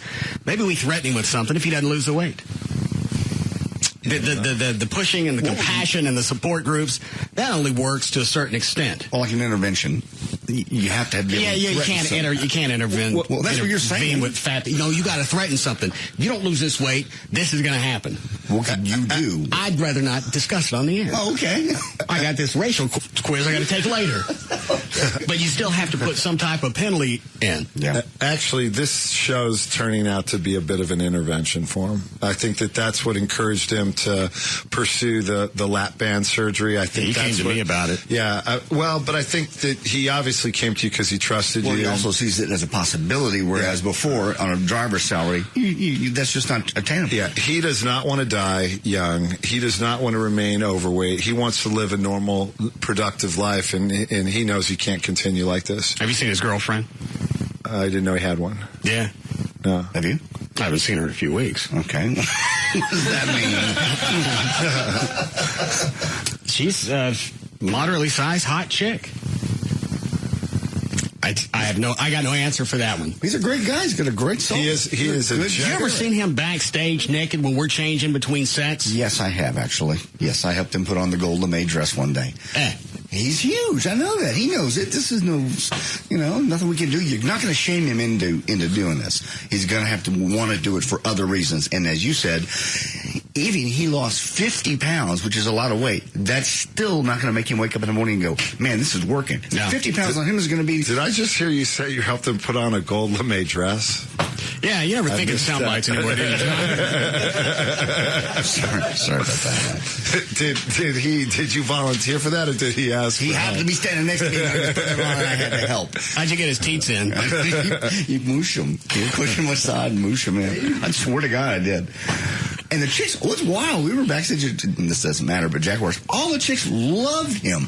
They weren't talking to when him. he was naked? Well, not naked, but yeah, they were back there changing clothes. The chicks just... He's a good guy. They all just came to him. We wouldn't be doing any of this. Yeah, if you didn't like him. Yeah. If he came to me and he was a pest about it, then you know what? Nobody's going to do it for free. I can't help you with this. And also, too, I mean, you're giving him a little bit of celebrity status. I think he's more conscientious of his appearance, and that's a motivating factor. I mean, I want to see this guy be successful. I really do. It'd be an unbelievable transition. We all benefit. How are we doing, Chloe? Need a break. All right. I'll make this quick. At what point, at what weight can he actually start exercising? Because I told him, I said, you want to come out to Larry North and South Lake with me? I'll work out with you. I'll even adjust my schedule. Honestly, what I told him is not much. I had a guy close to 500 pounds a few years back that lost half his body weight. And his first workout was across the street because he couldn't make it to the stop sign across the street. And within 60 days, he was walking for a full hour, almost at where he could get 3 to 4 miles in. I think walking is probably going to be there. And we talked about this. Well, you watch him on. So I want to get him walking, and then we'll get him into the gym. You watch him on stage when we're doing the Proud Mary number when he's in the Gola May outfit. You go back and watch the video. Middle of the song when we were at Nokia, I thought he was going to pass. Not out, die. And I told Carlos after that, I want a tank of oxygen in the back because you never know if his heart's going to crap on him. Because he never moves like that in normal life. He gets all excited, and he has the adrenaline of being on stage, and it can be bad. Yeah. Where the hell did they weigh him? You have any clue? Was the doctor that's thinking about the lap band? I imagine he has a special scale. Is it Powell? Powell. Dr. Powell? Mm-hmm. He's the one that's going to do it? I hope.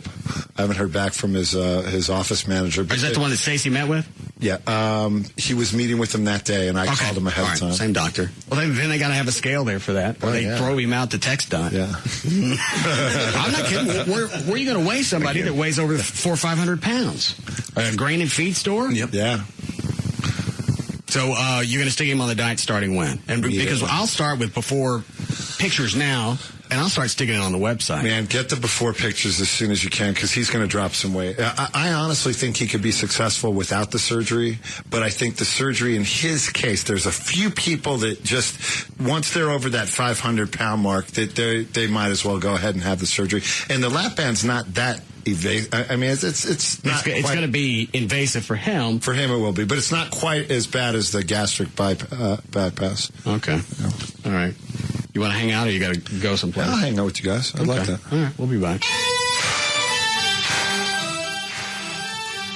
We'll be back. Larry, do you want something to drink? You want us to bring it to you or will you go find it yourself? You get it? I get it.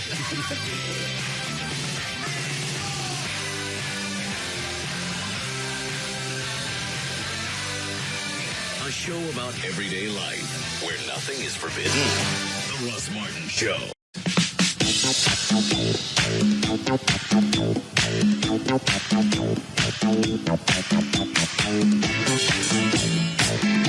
Now, back to the Russ Martin Show.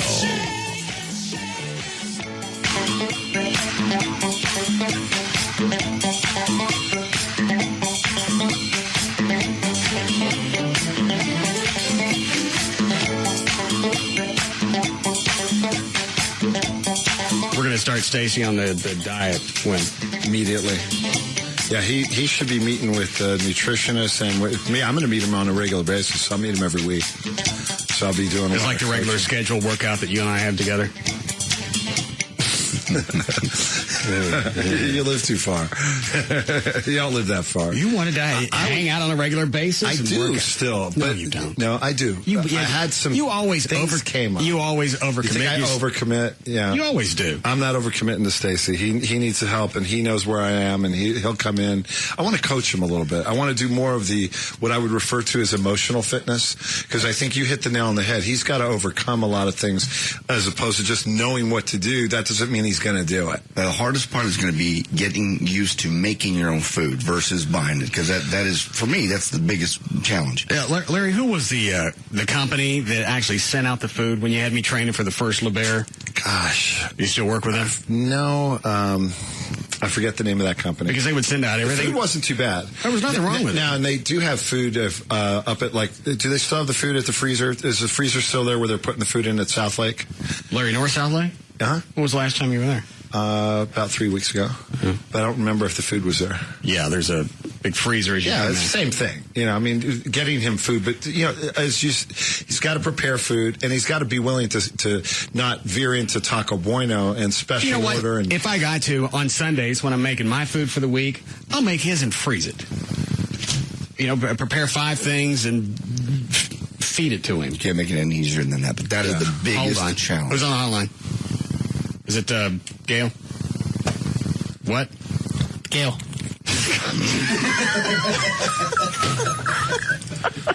It's me. Hi, Gail. And you try there. Your traffic's brought to you by Carter Eye Center on southbound 35, just crawling from Inwood into downtown. I-30 East Starl Thornton heavy both ways between Jim Miller and I-45. In Fort Worth, that wrecks off to the shoulder now on the North Freeway, southbound 35 at Basswood, but it's still heavy from Keller Haslett. Also in Fort Worth on the south side, westbound 20 at McCart, you got the right lane blocked, backed up to Crowley Road. In Plano, on northbound 75 between Plano Parkway and Stacy Road in Allen, it's really slow. Southbound Preston at 190, the right lane's blocked. At Plano Parkway and Windhaven, signal lights are messed up. They're flashing red. And on eastbound northwest before Inwood, right on that curve, there's a stalled car in the right lane. I'm Gail Lightfoot on the Russ Martin Show. Thanks, Gail. Going to be warm this evening. 65 for the over and a low, but we have thunder showers. Most of them are off to East Texas. Another line developing out near, say, Jacksboro, Jack County. That 56 for the high tomorrow. We're at 55 now at Live 105.3. So, when do you want to work me into your schedule, Larry? You want me to train you? No, I don't want to train with you. Why not? I have the bad back. That's the problem with training with you, but I could train you. I could work you out. I'd be curious. I'd like to work you out just to see how far you've come. No, I think you'll bend. I won't force jokes, yeah. Yeah. A couple more reps. Spot me on the bench press. Mm-hmm. I gotta go. It's post time. Leave me hanging. Larry, look at him. Do you think he's put on weight? He thinks he's fat. Do I look heavier since you saw me last? Yeah. See? Oh my God. Well, there we go. Now we're going to be into surgery. He wants liposuction, Larry. No, I don't think he needs liposuction. I think we need to just get you refocused. And when I say heavier, I'm talking marginally. You ask me, I'm telling you. I look fat in the waist? No. Where do I think you look fat. I think we need to tighten it up again. Where do I look fat? In the waist. I just asked that. Here we go. Oh, my God. Larry, you have no idea what you're doing to us. I'll be damned. Well, you got to be honest with... You know, It's Rust. Nobody else will tell me. Don't be honest. Well, you don't need anything. You want liposuction. I don't think you don't need liposuction. I'm going to Mexico to get it. I can't get it up here. Because I'm going to give it to you. Because you don't need it. And I don't know why I would gain weight. Ever since I've been doing the chaw, I haven't eaten as much. Still eating on a regular basis, but just not as much. Drinking? The same amount? Or do you drink more? About the same. Okay. Maybe a little less. You getting your meals in? Yeah. What'd you eat today? Oatmeal and fruit for breakfast. There's no protein there. I put protein powder in the oatmeal. Okay. After the workout, I had one of those big 100 protein bars. For lunch, a couple of hamburger patties and a salad. Probably need to tweak it. I need more or less? You just tweak it. The big 100's more for a weight gaining type program. It's got a lot of fat in it, a little too many calories. It's only like 350 calories. Instead of beef burgers, I'd go with more of a turkey or chicken, lean chicken. I'd get a carb in. I'm sick of chicken. It's chicken nonstop. Chicken and fish. Yeah. Just once in a while. And the patties are maybe... hold on. Where do you get them from? Back in the gate. I get them at Kroger or Tom Thumb. Why? Well, you can go to Tom Thumb or to Whole Foods, and they do have a 98% lean. This is 97. Okay. That's pretty lean. And the patties... No. I'll take 4 ounces, right? Split them in half, make 2 patties out of it. So you get 8 ounces of protein. No, it's 4 ounces. That's not enough. You probably need some more protein. Okay. And how too fat am I? Just so let me get a pen. Oh my God. How much do I weigh too much? How much do you weigh? Probably 190. What were you weighing when you did the LeBaire thing a few years back? About 170. Yeah, but you put on at least 10 pounds of muscle. All right. So 180 is probably your target. What were you going to say, Trey? Do you want to try to play Pyramid today? Where did that come from? I just thought maybe get your mind off this subject. You're not fat. You couldn't get the questions that I wrote earlier today. I don't know how you'd miss any of those. Trey emailed me over the weekend. How come we don't play any of these games anymore? Okay. I went, all right, I'll send you some and see if you can get them. Okay. What'd you send him? Just a bunch of different... Do you know how they would play a $20,000 pyramid? Yeah, remind me. They'd throw out things, and you'd have to figure out what the category was. Okay, yes, now I remember. And you couldn't get half of them. I'm stupid. I'm not going to be distracted by this. So I got to lose at least 10 or 15 pounds. Let's just go with 10. Can I get on roids or something to thin up?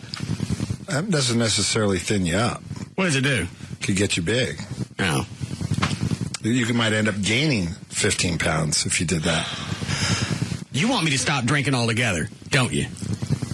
Say it. Yeah. It's not what I wanted to hear. Not for 60 I days. sort of would. Honestly, I think that might be a starting point. That's exactly where the calories are coming from. The whiskey turns into sugar. I go home at night, I drink, I unwind, I go to bed. That's exactly what it is. So what am I going to look forward to when I go home? Hang out with a family? Watch the dogs your girlfriend? Decorate the carpet? Visit with Amy? Yes. Watch movies, visit what everybody else does that doesn't Well, that drink. means if I'm drinking, if I'm not drinking, I'm going to stay up later and I got to spend more time with everybody. Uh-huh. Spend time with your family. So. I like for my days to be shorter. How long you want me to stop drinking? I think you just go one day at a time. Not to sound cliche-ish. Who was that? But I would just say, you know, if you're ready to do that. Can't I just beef up my cardio? What if I run at night while I'm drinking? Wouldn't the two balance out? When does Lent start? Maybe you give it up for 40 days. That's Lent, right? I'm not Catholic. You don't have to be Catholic. We just do this as a deal, as a Lent. You stop it for 40 days. You can do anything for 40 days. Is Lent 40 days? Yes. Yeah. Mm-hmm. I would tell you that, in my opinion, that if you did stop drinking, that a lot of other things would come together physically in your favor. Like what? Getting leaner, having better workouts, being more consistent, probably, I don't know. More consistent how? Just, you know, with everything. I'm working out on days I don't even have a trainer. Well, let me ask you a question, though. All right, do you drink a lot? Yes. Like, what's a lot? Like, Larry, look back at our bar. Do you know what I told him? I really thought that was water. Oh, no. But it's not. I would probably say, if you had to break it down into shots, probably 5 a night. I guess that's probably a lot. I'd probably be completely hammered if I had 5 shots. Well, you spread that out over several hours and a couple of lorazepams. No, and What a soundbite. I'm stealing that. Could I have 2 shots? Do you think you should quit drinking? Oh, I know I should. I don't want to. I like to go home. I like to have a buzz. I like to buzz. Smoke pot. You got some? No. But at least there's no calories there. Hey, we're on the air. What? Hey, we're on the air. Yeah. I'm visiting with my trainer. I understand. I can see the news I'm giving him a better bad choice. Yeah. But pot makes you hungry, right? Doesn't drinking? See, when you drink, you eat, typically. Most people that drink end up eating stuff that they wouldn't normally want to eat if they were trying to watch what they were eating. The other thing that's weird, and again, I'm not advocating the use of the smokeless tobacco, but it seems to work as an appetite suppressant. So if I'm doing it at night while I'm looking over show notes or whatever, I don't seem to eat as much. Which has really surprised me that I haven't lost weight. I look fat in the face? No. That, I'm being truthful. You do just not, in the belly. You do not look that fat in the belly. How come nobody else would tell me I was fat in the belly? You're not fat in the belly. You're not what is this? Anywhere. That's skin. Everybody has that. That's you know what it is? Skin. It's the freaking ab workouts that are pushing my fat forward. It's the ab workouts that are making you fat. Is that what I'm hearing? The ab workouts make me look fatter because for your abs to actually show, that's more diet than it is the exercise. So it's taking what fat I do have and it's pushing it to the front seat. I'll be damned.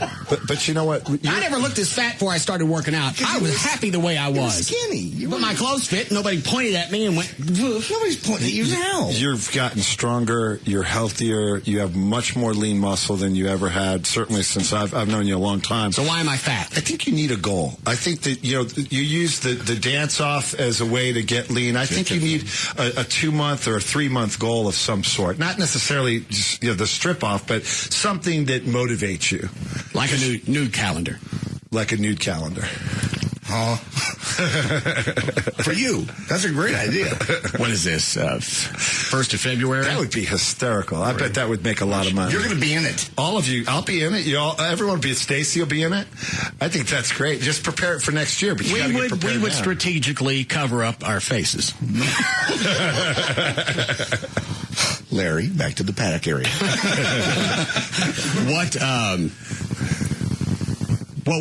What would be a deadline? See, a realistic one. Trey, you're sick? 10 to 12 weeks. I just don't even want to think about that. 3 months. 10 to 12 weeks. Yep. Is that 3 months? Mm-hmm. Yeah. Sort of like a fighter gets in shape for a boxing match. All right, so we're talking about the 12 weeks. First part of May? Correct. All of February, all of March, April, into early May. All right. For what? Where? What are we? What's our goal? What are you? Where? Wait, stop. What's a what? Is this for you? This is for all of us. No. You don't want to lose any weight? Oh, totally. But as far as the calendar, nude news. All right, we'll set the photo shoot for Saturday, May 3rd. No, you're out of your mind. I think that's awesome. You're going to be in it. I'll be in it. Well, what does he care? What's your body fat? It's a little higher than I would like. What is it, like 9, 8? About 10, 11. Yeah. And what do you run the quarter in? It's 4 furlongs, not a quarter. All right. Yeah, but for how many hands high you are. No, we're not doing a naked photo shoot. You got 3 months. That's not enough. I need 3 years, and then that way I can be retired.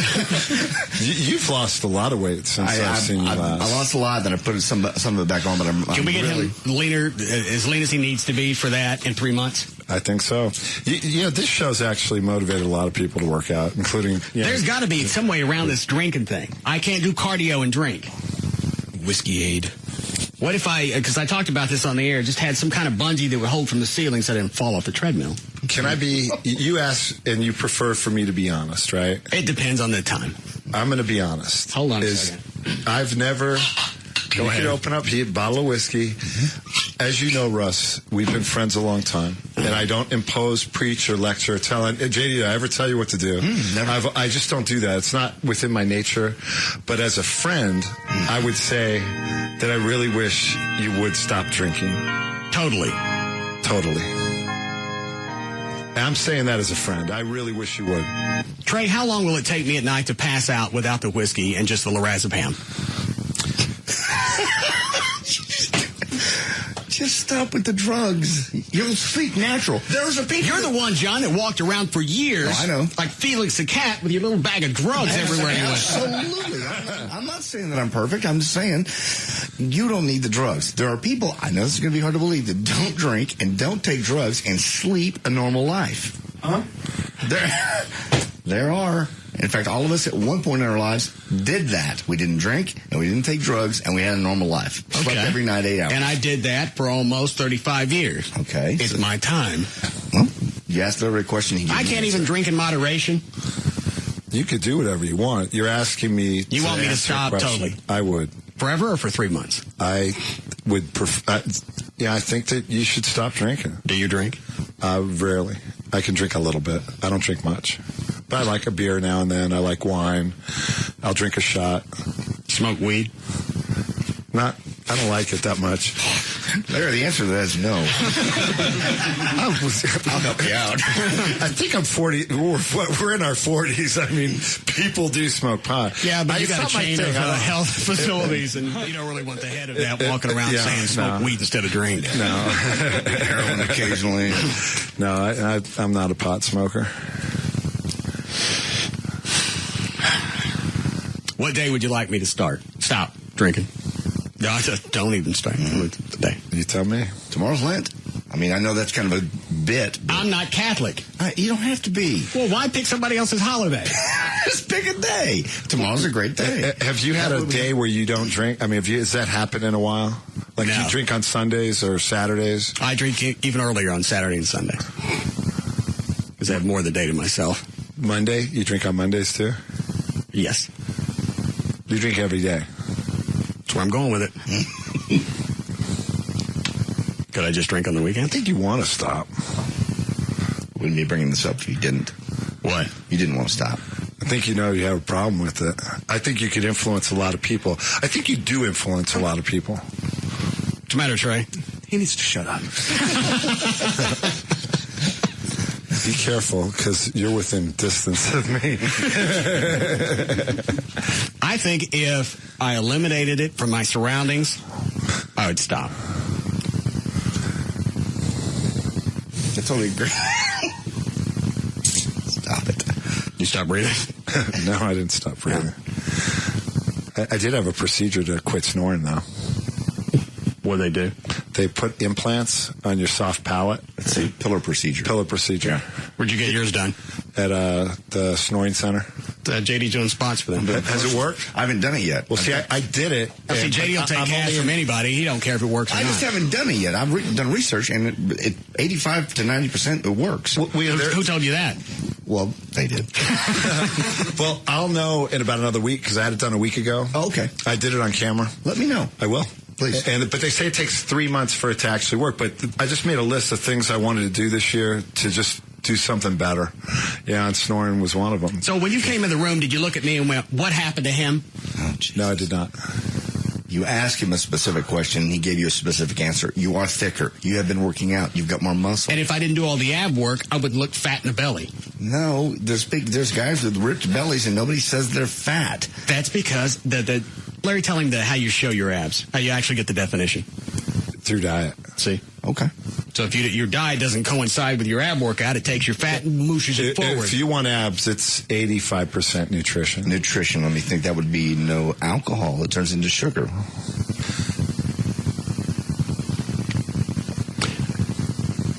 What is that? Yeah, go ahead and cut JD Don't first. cut me off. Stop him, Larry. This is great. I finally have somebody on my side in the room. I'll dwell on it. I don't know what else to say.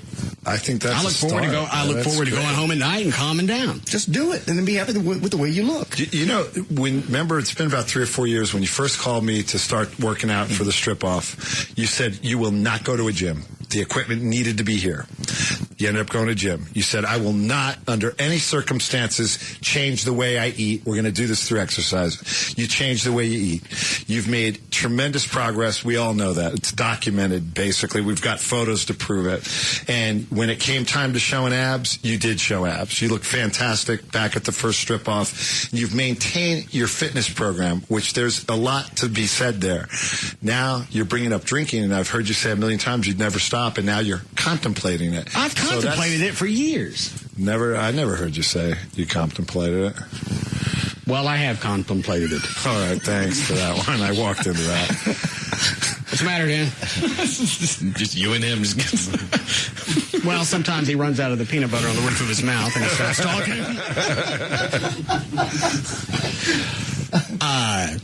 Trey, over the course of this week, not all at once, gradually evacuate the alcohol from here. That means either take it home or ingest it. I don't care. Will do. Trey, do you not think he'll stop?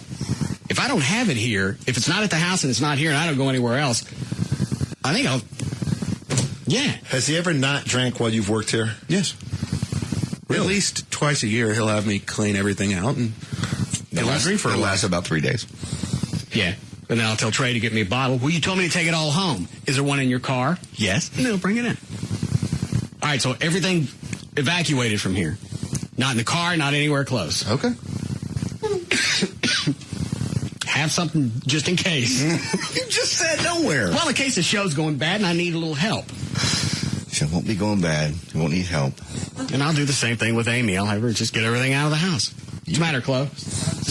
Nobody died. Sit down. How are we doing? Yeah. Do you want to hear any of these questions and see if you get them? Sure. Because some of them threw Trey off. All righty. Would you like some music? Please. Yeah. Always enjoy that. Yeah.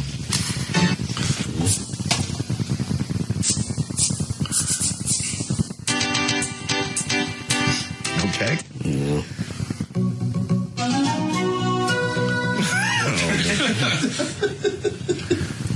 Let me try this. Is that all right? Okay. All right. Ready? Yes. Confess your sins to me. I now pronounce you man and wife. Don't eat fish on Fridays. Say 3 Hail Marys every day. What's it going to cost me to get a nice peek at that weenie? Things a priest would say. A glove box. A road map. A radio. Air vents. Your girlfriend's face. Oh, thanks for the dash.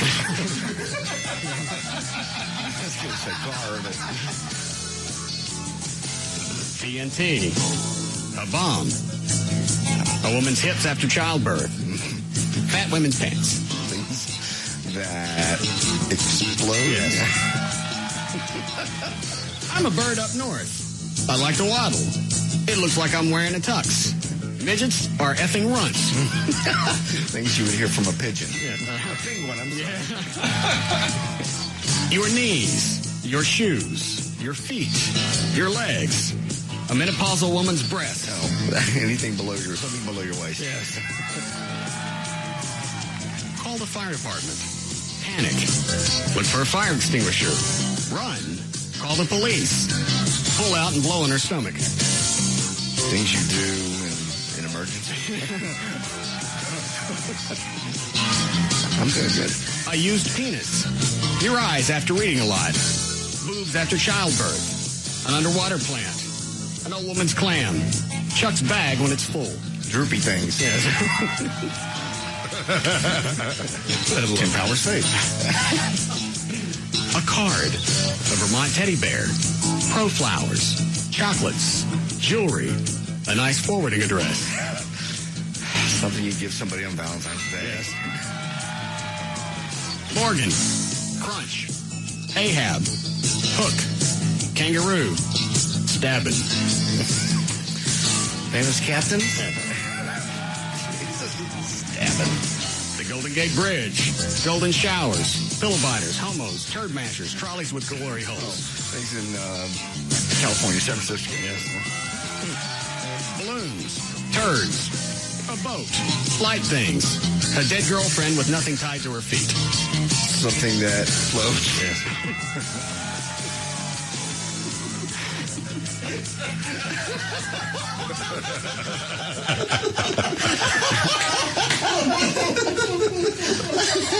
Should I stop on that? I don't know what else you got.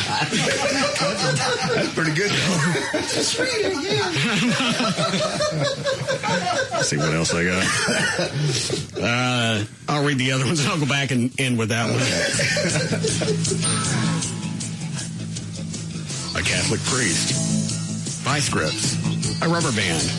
A hand. Fat chick's pants. Things that are squeezed. Yeah. A broken coffee cup. A woman after menopause. Teats on a boar hog. Gavin Spittle. Things that are useless. Sorry, Gavin. Winning the lottery. Getting struck by lightning. Going back to the moon. Finding a needle in a haystack.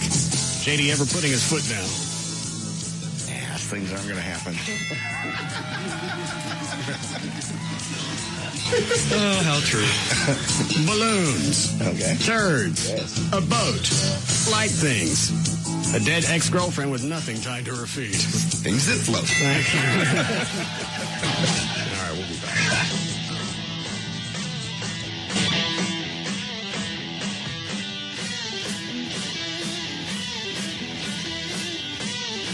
We'll be back to the Russ Martin Show.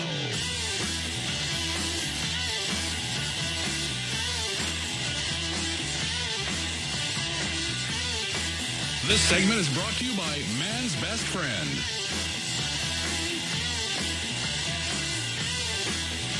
We don't even know what's going to come out of his mouth next. Russ Martin.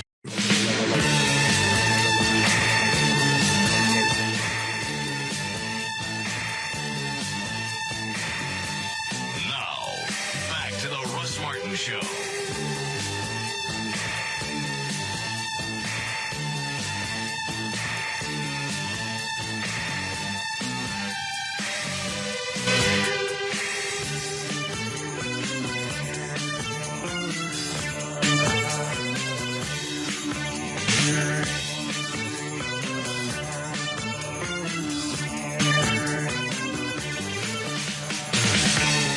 Anything before news? I got an email about Amy and her cash that you're going to take away from her. Russ, can't believe you said that you would take Amy's tax check and keep it. It's not your money. It's hers. Do you really think you can get away with that? Yeah.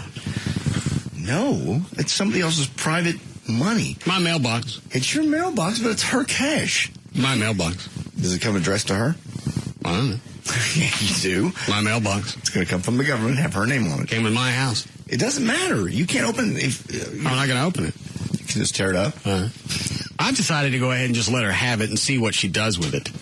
Well, you don't know what she does with the money now. How are you going to know what she does with that? Because I'll know when it comes. I check the mail before I leave every day. I'll see it, and we'll give a couple of weeks and see what she does with it. She'll buy something. That's what you're supposed to do. You're supposed to stimulate the economy. And that gives me a reason to stimulate her. Is that Gail? Hi, Gail. Hi, Russ. What you got? Don Davis Auto Group. Westbound LBJ past Hillcrest. The wreck still in the right lane, still backed up to Central. In Fort Worth, westbound 20 at James, they cleared the wreck. It's unwinding from Oak Grove.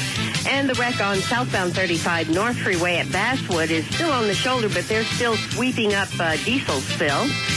On 75 Central in Plano, northbound at Parker Road, they cleared a disabled car. It's backed up to Plano Parkway. On Preston, southbound at 190, the two right lanes are blocked now. There's a pole that was knocked down. Skillman at Fair Oaks Crossing, there's a crash. And I'm Gail Lightfoot on the Russ Martin Show. All right, thank you, Gail. We're going to 65 for the low tonight. They said, I don't know, it's kind of chilly outside. That's what the forecast says. Anyway, 56 for the high tomorrow. It's 55 now. Some of the storms, by the way, are just now moving through the mid-cities area. Not really heavy, not real severe, but more could develop later tonight. All right. Chuck, was that the shipper for the Torino? Yes. Is it coming? I just got his voicemail. You didn't say what he wanted when he called? No. Are we going to go through the same scenario with his new shipper? No, I don't think so. I bought another TV car, Larry. What'd you get? The 75 Torino, the Starsky and Hutch. Starsky and Hutch, that's great. We find a shipper last week. They said they'll pick it up Friday, be here Monday. Yesterday. $900 to ship it. Monday comes, no calls, nothing. Chuck calls them. Well, we haven't gotten out there to pick it up yet. They had time on Friday to charge the $900 to my Amex card. They said, well, we're shuffling around to find a driver. You weren't supposed to charge anything until the car was on the transport. Well, but we're in the middle of that. No. So we told them to get screwed. Now we're in the middle of another ship. I didn't think having a car transported from one place to the other was going to be an issue. It really shouldn't be this big of a deal. I shipped cars before. Is it in mint condition, or do you have to refurbish it a little bit? Oh, I'm sure it'll need some work, but he's not asking a lot for it. So, just something else to dick with. Pretty cool. All right. You ready for news? Yeah, but I wanted to read you this email first. seeing as how you had so much fun with this on Friday. Russ, I couldn't help but get really disturbed by your new fetish for women with only one eye or eye patches. Why are you bringing it up in front of Larry? Well, if he's going to help change your life, then I guess he needs to be aware of all of it. There's nothing detrimental to looking at chicks online with eye patches. One eye. So he goes on to say, that is so disgusting. You seem to get off on really bizarre stuff combined with sex. Where do you draw the line? And wouldn't all of that mean you have some sort of mental issues? Larry? Daryl Hannah looked pretty hot in Kill Bill with one eye patch there. I didn't see that, but all right. And you were worried about Larry. I'm just looking at stuff online. There's a entire page of different thumbnails. There's this chick And that's what you came up with? There's a chick with an eye patch. Figured I'd look at that. Was she hot? Yeah. And then in some of the websites, you look at one. You know what I'm talking about? What's your favorite to look at, Larry? I like hot chicks. I mean on the web. When you're looking at porn. I don't know what my favorite is. What do you find yourself gravitating to? Health club scenes. Yeah. Health club sex. Yeah, they have those. Chicks getting banged in a health club. Anyway, so you're looking at the eye patch chick, and then at the bottom of the page it says related videos. Okay, I'll take a look at those. So it's not a full-blown fetish. It's something I've had all along. I'm just looking at one-eyed chicks. And the chick flips up the eye patch. No. Yes. And then in the eye. Yeah. Where the eye would be. And some chicks had an eye and some didn't. So it was almost like a deal or no deal. That's a fetish. That's sick. a fetish. Yeah. Why is it sick? You like the scat videos, too.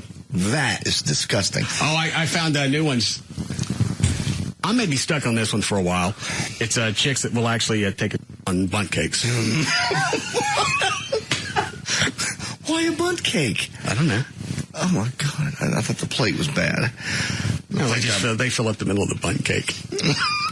How in God's name? No kidding. Do you find this crap? I go to porn sites. I don't see any. You never get on the internet and you click whether you're looking for news or any topic. You see related video links, something that catches your. You click on that. You waste a couple hours looking at things when you originally went on there just to check the SNL. No, normally you find things that are related to what you're looking at. So if you're looking at weird... I get distracted by different things, and I came across a chick at the website of the chick taking a bundt cake. How do you even write that down as a script of a producer? What are you doing today? Well, I'm going to go we're shooting this video. I don't have anything to do with it. It's on the internet. They want me to look at it. I looked at it. Like bundt cakes. And there's multiple scenes of different chicks doing this?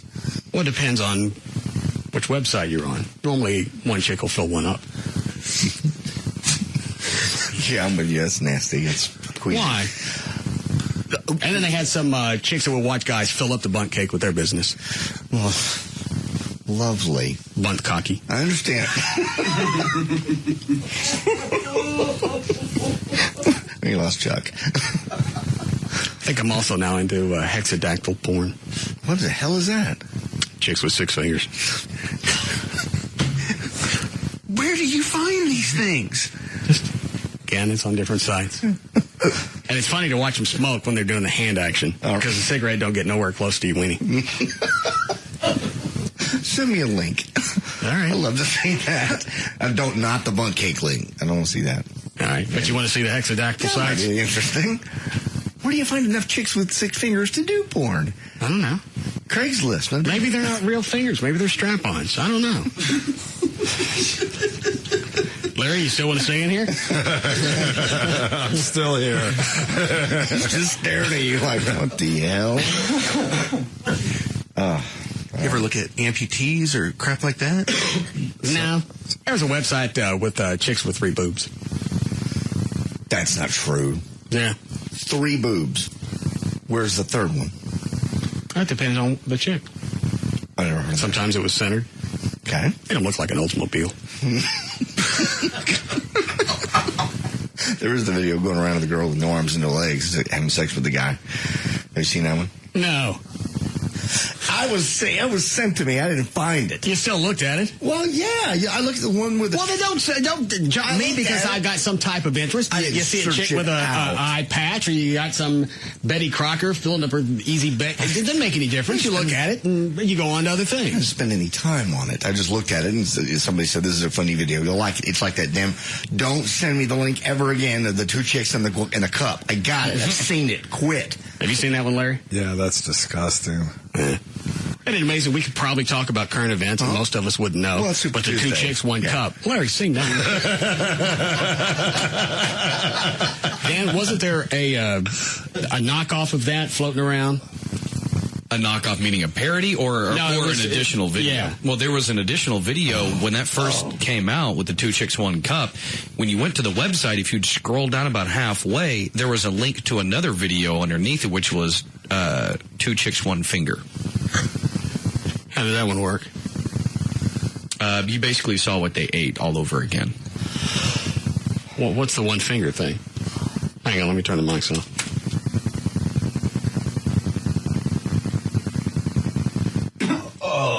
Oh, I'm going to be sick.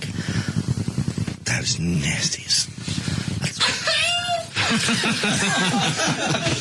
All right, Mr. Mardi Gras. Which is technically a Roman shower. Oh, I didn't know that. Yeah. Oh, okay. They would do that after the binging and the purging. Right. Yeah, gorging. Okay. They'd fill their stomachs up. They'd yak and then go eat some more. What's the matter, Trey?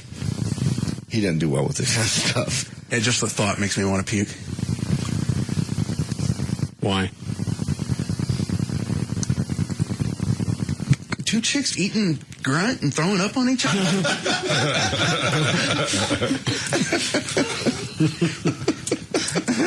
Larry's just looking around the room like, are we on the air? Are you still doing your show on the... I'm thinking you should stop drinking.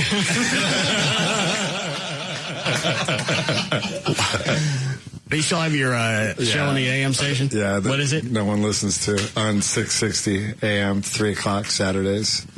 What is the station called? K-Sky. Oh, they listen to K-Sky. They just, I don't think I have a whole lot of listeners on Saturdays. I actually do, but I get more. Is it still considered a religious station? No, not K-Sky's all talk. Okay. You know all those guys. You know Pete Thompson, Bob Johnson. You know them well. Yeah, JD and I worked with Pete Thompson back in the 80s. He was on K-Sky. He's the general manager of all the stations. Yeah. Is he still wearing the rug? I don't think so. Is he bald? I don't think so. Then he's wearing a rug. Yeah, he got that back in the 80s. Yeah, that was a big party, actually. When he first got his first rug, we had a coming out party. Could have had a hair transplant. Nah, I think it's a rug. Yeah. Ask him about it. Okay. Let's grab it. See? He's a good guy, though. Yeah. We'll see if it's really in or a clip-on. But I'll tell you this. I've done my share of television, infomercials, Good Morning Texas. I get more people coming up to me going, I heard you on the Russ Martin Show. Having said that, I want you guys to have a great week. And gravitates towards scat cakes, and you got to leave. I'll stick around if I may. I have to. It's your livelihood, man. Yeah. Have you ever looked at the websites of, I think it's called Gimpix Sex? Gimpix, no. Yeah. What is that? No, don't worry about it. What is it? No. Dan, you ready for news? Get off Wiki. 1 second. What is... It's not as nasty as what you'd think. It ain't as nasty as the bunt cake chicks, which to me shows some type of home environment. They're healthy. Yeah, and cook. Yeah. Oh, you're so disgusting. How you find that stuff? You find it? No, I didn't have any luck on the Google. Get a legal ID here? For us? If you must. All right. 6 o'clock at KLLI, Texas. Dan O'Malley's here with news. Thank you, Russ. Tuesday, February 5th, 2008. Birthdays today. Sarah Evans is 37. Bobby Brown is 39. Chris Barron from the Spin Doctors is 40. Jennifer Jason Lee is 46. Darrell Waltrip from NASCAR is 61. Roger Staubach turned 66. And Hank Aaron turned 74. All the talk about Super Tuesday apparently caused confusion for many voters around San Antonio and the Behar County area. More than 1,000 calls poured into the Behar County Elections Department on Monday from voters wanting to know where they could vote in Tuesday's primary. How do you spell that county? B-E-X-A-R. It's Bear. Okay. Go ahead. I've heard on the news they call it Behar, so. It's Bear. Okay, Behar County. I only know because I live there. You set me up? No. I mean, you handed him the story. You didn't tell him it was Bear County? No, he said here, this is the Behar County story. I did not say that. Did you say that? I told him not to say it that way. Why did you pick Behar and not Bexar? Because we live in Texas, and because I've thought I'd heard You still got it wrong. I'm just trying to figure out why you picked the wrong one of the two. It's just, I just know it's not Bexar. Yeah. All right, go ahead. It's like the whole Montague versus Montague. I got. Problem is, Texas isn't holding a primary on Tuesday, like more than 20 states are. Voters in Bexar County can begin voting early for the Texas primary on February 19th. The election day is March 4th. Hang on a second. They got something on CNN. I don't know what it means, though. This day, we'll see how we can do throughout the South as the polls close in these other southern states. Once again, on the Republican side, it's a three-way race between McCain, Romney, and Huckabee in Georgia. Let's go to Lou Dobbs and the best political team on television. We can assess right now a win for Barack Obama in Georgia, just as he won in South Carolina. Just as he won in South Carolina, just as had been expected by most that he would win in Georgia. David Gergen, the three-person race that Wolf just articulated. I'm surprised he's carrying more of the South. I know he did well the first go-round. Was it Carolina? Yes. And they really thought Hillary, that was going to be her big area to... He's done really well with a good ground campaign in the South. And the fact of the matter is, there is just a factor of people don't like Hillary a lot of the times. And yeah, actually, Larry and I talked about it during the break. He said he thinks we're ready for a female president. We just don't think it's Hillary. Right. I can't stand her. No, I can't stand to look at her or any. I don't know. I didn't care about her politics, and that's terrible to say. I just can't stand her. I don't know if it would make any difference if she was hot. Yeah, it would for you, absolutely. If she was hot, you'd be like, I don't care. There was something about her. It does for any candidate. I know, but her demeanor, it's just, I don't know. But you're right, I think most of it's that she's a skank. And we can't have a skank president. Not a female one. No. God damn. A federal judge in Baltimore has upheld the October jury verdict in the lawsuit brought against a fundamentalist church group for its anti-gay protest at the 2006 Maryland funeral of a Marine killed in Iraq. However, the judge has reduced by more than half the total amount of damages awarded to the plaintiff, the Marine's father.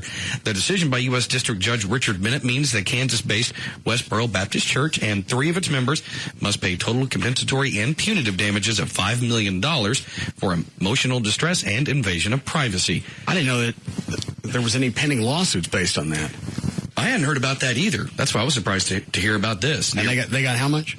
The judge reduced it to $5 million. The original jury award was $10.9. And the Westboro Baptist Church, they are appealing to overturn the verdict. That's still pending. Do you know about this group, Larry? No. It's religious fanatics that'll go out and they'll protest at military funerals. Basically saying that your son or daughter is dead because God hates fags, and this is the way that he's getting back at the U.S. Wow. And they say that out loud, and they hold signs at someone's funeral. At someone's funeral. But these people are even so bad. When those 6 Amish kids got killed, gunned down in that school shooting, they went and protested their funeral. Same concept. Man, that's really terrible. That's why these things happen in America, because America embraces homosexuality. What was the lawsuit actually based on? It was invasion of privacy and emotional distress. That's what they were suing under. And it worked in this case. I'm surprised they didn't get off, or the ACLU hasn't stepped in and went, freedom of speech. They're on public property. They can do whatever they want.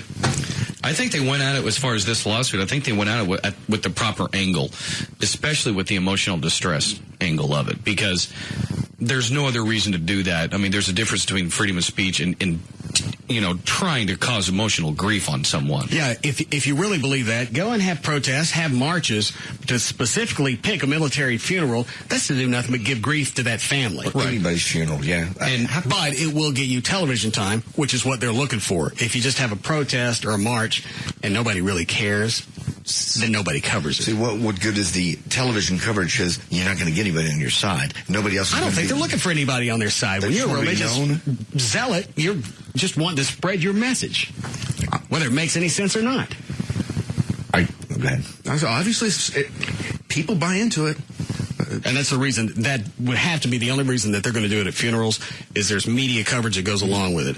You just have a protest group someplace or You're right, just a parade. march on Saturday. There's no reason to cover that. You get nothing out of it. There's no media exposure. So they get their message across, which is, how can you be a Christian? How can you base yourself in any kind of faith? How do you not get picked off by a sniper? Well, that's the other thing. We're amazed that nobody's beat their ass. I don't mean shoot them, but beat their ass. I do. Mm-hmm. Just have somebody sitting up in a tree and pick them off. Who's going to know? Who's going to complain? Nobody's going to call the police. How we doing, Chloe? Breaking 2. All right. Go ahead, Dan. Okay. 7 astronauts returned to NASA's launch site Monday to take a new shot at flying Space Shuttle Atlantis to the International Space Station. Liftoff is set for Thursday afternoon, with NASA wrapping up a last repair Sunday night involving a radiator hose. The mission was waylaid in December by a different problem, erratic fuel gauges. Atlantis' mission, fraught for weeks with mechanical problems, now faces only weather concerns. Put the damn thing in the auto trader and get rid of it. I just loved it. It was radiator. The radiator hose went bad. It's out of alignment. Smoking up front. Front end's out of alignment. Put it in a green sheet. Get rid of it. It just kills me.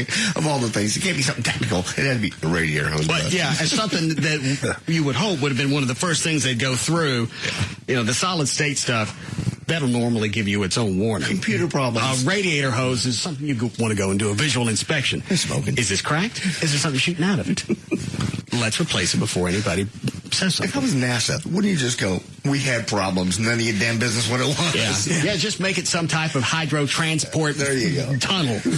Don't tell me it was a radiator hose. Yeah, you fixed the space shuttle by sending someone to AutoZone. You didn't bring back no coolant. Break here? All right. That stuff that you put on the windshield that lets the water beat up too. Right next. The Russ Martin Show.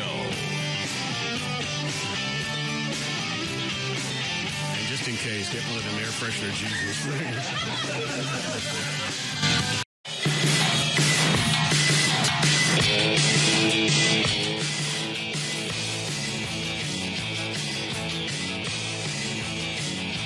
Now, back to the Russ Martin Show.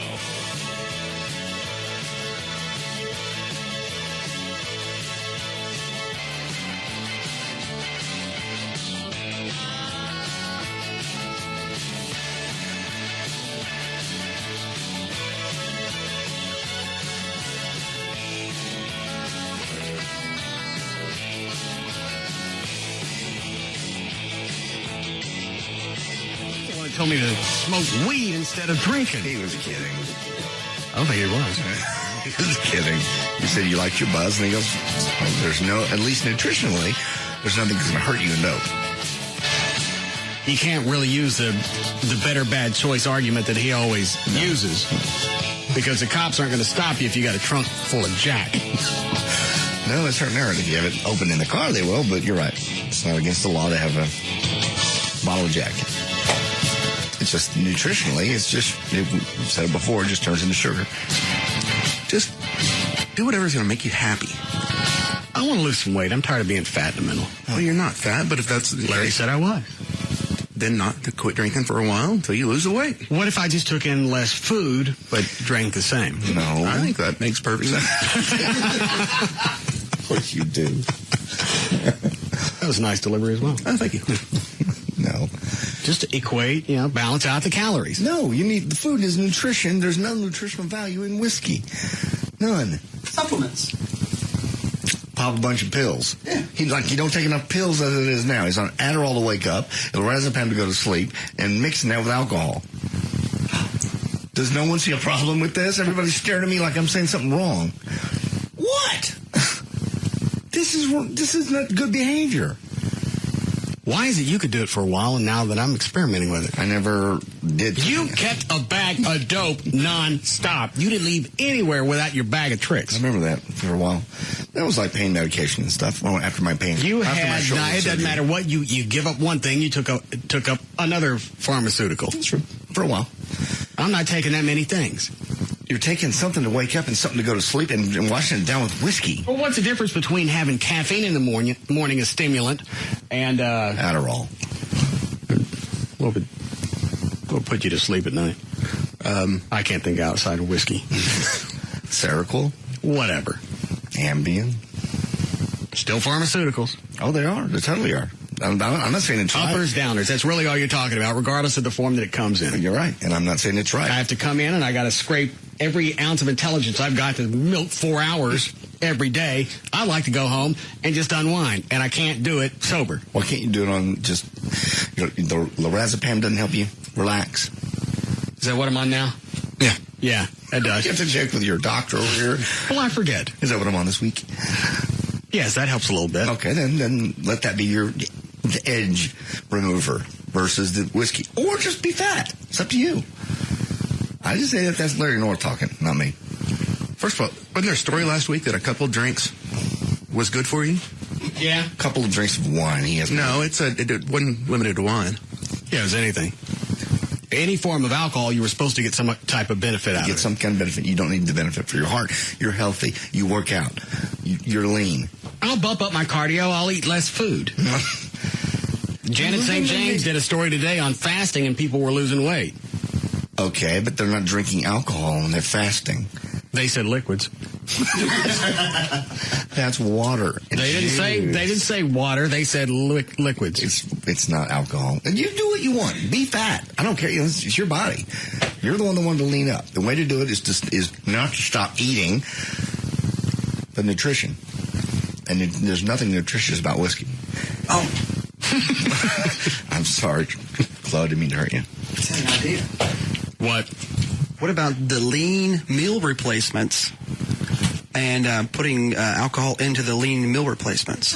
Oh, dear God. Oh. Because you can almost do like a Colorado Bulldog and have kind of like a chocolatey and then put your liquor in there. No. Thanks. Okay. All right. I understand you're trying to be helpful. I'll just cut back on food. Cut back on nutrition. The one thing Larry North says is the only way to lose fat is by the food you eat, not the alcohol you consume. Larry's a buffoon. He's not. He stood in the studio for 2 minutes before he realized we were talking about porn sites. Then it hit him, and you saw it on his puss. That was kind of funny to watch it wash upon him. No, really, the porn sites, I like to... Oh. I thought he was going to leave it 1 minute because he took the headphones off. Yeah. I think I better shut up now. Also, when he admitted he had seen the 2 chicks, 1 cup. Yeah, I saw. It's nasty. Damn it! I think it's so... I should have never learned to talk. It's so casual in here. He just forgets sometimes because we talk off the air. We say all kinds of stuff. He just forgets from time to time. Well, you don't tell somebody to give up alcohol and start smoking weed. That's why I had to remind him. Look, Larry, mics are on. I did find something interesting as far as the alcohol. Good. As far as you could save some calories in what you do drink if you went from your regular 80 proof whiskey and went to 100 proof. Because I would get drunk quicker. Plus, there's fewer calories. How are there fewer calories? Shut up, John. I'm working on angle. I can't figure out exactly what it is, but it must be since there's 10% more alcohol. I don't care if it's black magic. I'm going to drink it. It must be because since there's 10% more alcohol, that means there's 10% less of the other less things. filler. Yes. We'll switch over to Bacardi 151 then. Ooh. That's a little stiff. You want to get drunk? What do you care? You're looking for the buzz. Okay. We've got those. All right, thanks, Dre. Go ahead, Dan.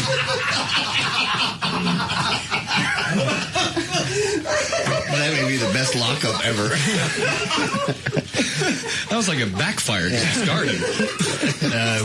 We've got those...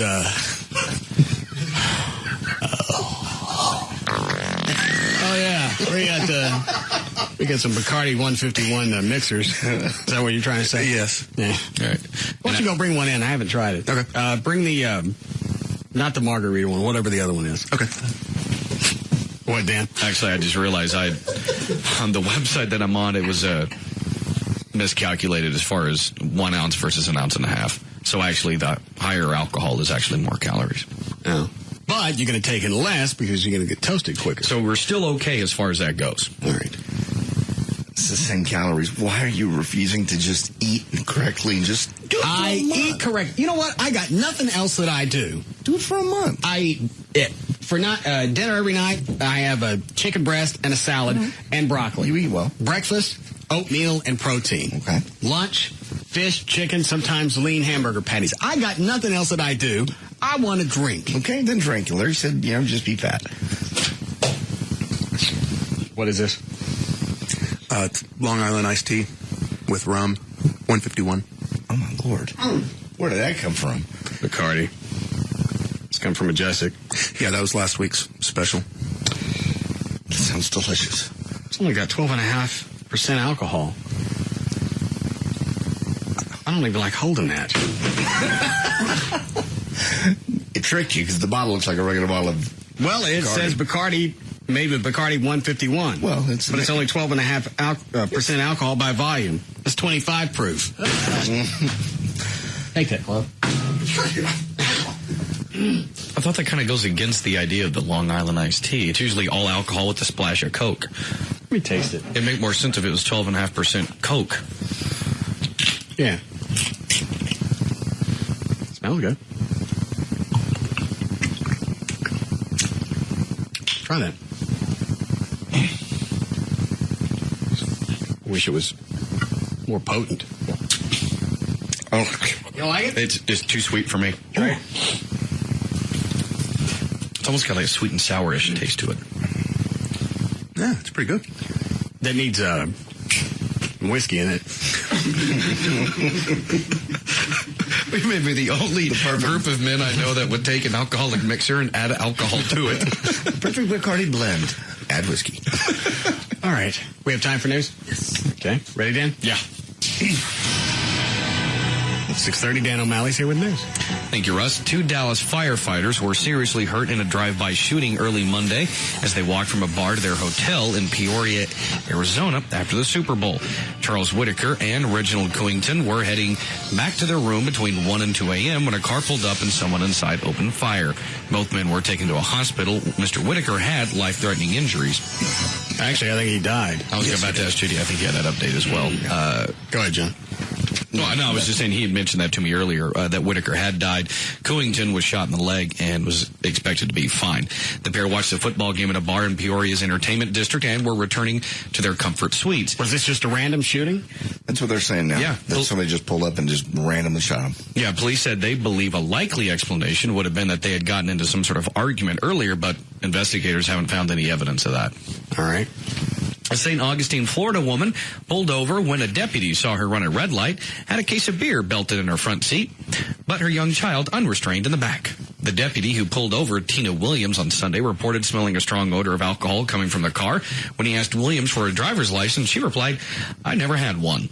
According to the police report, a 24-pack of beer in the front passenger seat of her car was restrained by the seat belt, but a 16-month-old girl was not in a child seat or even strapped in. She was then charged with DUI, child endangerment, driving without a license, running a red light, and failure to use a child restraint. Strapping in the beer. We don't want it when it broke. In the event of an accident, you don't want all those cans flying around. No, the child. Well, what would you rather strap in, the child or the beer? Both. Well, the beer is going to become a projectile. So is the child. Well, she didn't have the baby seat. she had the beer baby seat. Go to the store. God. You don't want anybody to drink. I don't. It's not about drinking. It's about strapping your kid into a child seat, or at least a seat belt. But you take care of your beer. All right. There was who ran it? Was it Channel 8 that ran the story earlier? I don't know who stayed in the studio to watch it. Chick that ran from the cops. I don't know when it was. Possibly late last year. Ran from the cops. Totaled the vehicle. Yeah. Baby flies out of it. I think an 18-month-old. I saw the story. Dies. And she's more concerned What'd she ask about her shoes? Yeah, I think it was. I think I saw like just the tail end of Big, that. fat, nasty, white bitch couldn't give a rat's ass less about her kid. They even took the baby across in front of the squad car, dead. No reaction from her.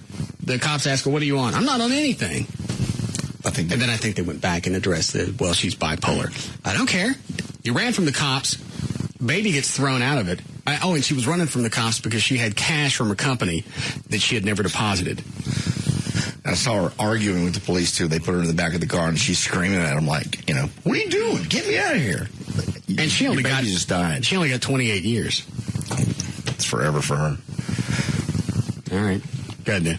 Jury selection has gotten underway today in medical negligence lawsuit filed by John Ritter's family. Ritter's widow, Amy Yazbek, and his children are suing a radiologist and a cardiologist. The Ritter said John Ritter would have survived if the doctors had recognized he had a tear in the aorta and not treated it like a heart attack.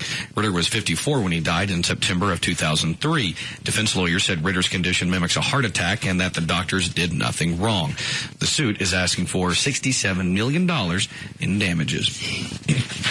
In San Antonio, a Mexican restaurant that recently opened on the city's west side is quickly gaining... This isn't a bad idea. It really is. Is quickly gaining popularity among men for its specials.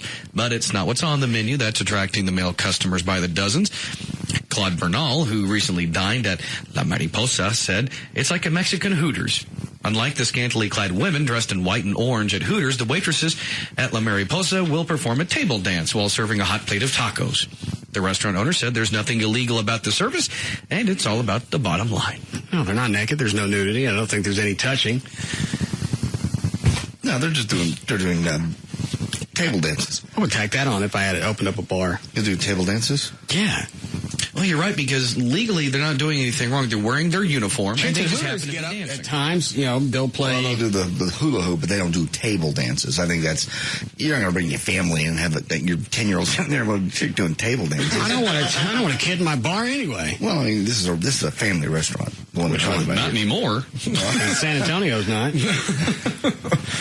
I think they obviously have their clientele figured out. They're maximizing on it. Researchers in South Africa conducted a survey asking people of all races to rank the factors that determine sex appeal in the opposite sex. For women, the number one thing that makes a guy sexy is his intellect and sense of humor. Here are the top four things. Go back and start this one again. The story. Okay.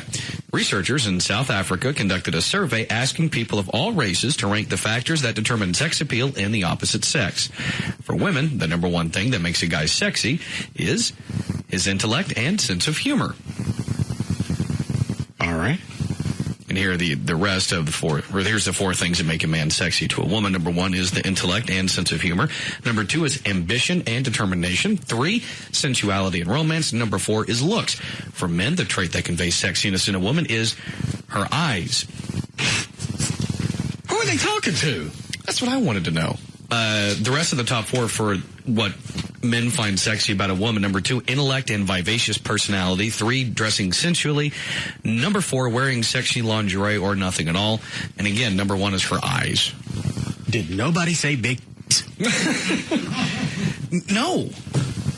I mean, I hate to sound overly naive, but big is on there. Unless they're saying eyes is their code for what they really mean, I don't even know what color Amy's eyes are. I know she's got bigger now. You noticed that change, did you? I know her nipples are pink. I don't know what color her eyes are. You don't even know the color of her eyes? Do you, Chuck? Yeah, they're blue. All right. It's good that you have people around you that pay attention to your girlfriend. Or, excuse me, your fiance. What color are Linda's eyes, your wife? Blue. What color are her nipples? Pink. All right. I'm batting 500 off me. I got you covered. Good, then. I got an email real fast. Russ, why do you think postmenopause women are useless? I think we've gone over that over and over. In fact, Chuck's got, and there's some chick that listens at your office now. Yeah. That was going to call up here and straighten me out. Yeah, oh, no. How old is she? 55. All right, so she's postmenopausal. Yeah, I would say so. Did she say, I don't even know how you argue that. She say how she was going to straighten me out? No, she said that's not true. Did they become useless after they go through menopause? She says she's not useless. Well, they're still productive. Well, they have things that nature intends for you to do, but as far as having sex with you anymore, nature has indicated to us that's not a good idea. That's why what they're meant to do is take care of the family unit after a certain point. That's why you lose your sexual drive. You get vaginal dryness because you're not supposed to be screwed. Stop it. That's exactly why all that happens. Women still have sex in the 70s and 80s. Well, they do, but again, it's not. It's well, by 70, nature doesn't intend for you to do that. They take away the sex drive and they give them the vaginal dryness so they don't have sex and they can take care of the family. And they get hot flashes and they get angry and you're, in a way, you're right. As bad as it sounds like to be on your side on anything. Nate, by growing hair on women after menopause, that tells me her eggs are bad. It's nature's pop-up ad. Don't eat this. This has gone bad. There'll be no return on your investment. Move on. I think her point is she's still a very viable person in society. She is, but just not for reproducing. And when you're 50. And nature tells us, by making them look like men, don't have sex with this. You're not as hot as when you were 20, but you're still doing everything else. You can still do everything else. Well, that's going to be her point is I'm still as vibrant, as sexual as I ever was. No, you're not. Your eggs have gone bad, and nature has made me unattractive to you. Dude. Let her call up here. I'd love to hear the argument. You can't argue it from their side. They still have men that love them and sure have sex with them. That's through some just pity thing. No, it's not. It's just because you like a... Nature doesn't want them to have sex. That's why your badge is dry. It's dried it up so nothing... I don't care what it is. It's still natural. It dries up your clam so nothing can get in there. Oh, my God, no. That's why younger women are easily lubricated. They're in their productive years. Nature wants you to have sex with them. After the eggs have gone bad, nature says this window's closed. Are we going to the bumblebee again? I don't have to go to the bumblebee. You're talking about trying to pollinate a dead flower. They're not dead. Their eggs are. Well, doesn't mean they still can't have sex. Well, you can have sex, but you're not supposed to. Why would... Well, there are certainly exceptions to any kind of rule. I mean, there's Sophia Loren, I'm sure they all have vaginal dryness. Well, then that's why we have lubrication. Well, that's nature's pop-up blocker. Stop it with computer references. That's why they get hair. No. It's pop-up ad. To tell you, stay off of this. Yes. Well, unfortunately, I do agree. Hey, is that chick that wants to straighten me out, she got facial hair? I don't think so. Maybe she shaves. Can we get a hold of her? What does she want to tell him? Does she listen to the show? She thinks she's going to win? I warned her. I said, you're on your own. Why don't I bring up her phone number tomorrow and I'll call her. All right. How are you doing, Chloe? Breaking 3. God damn.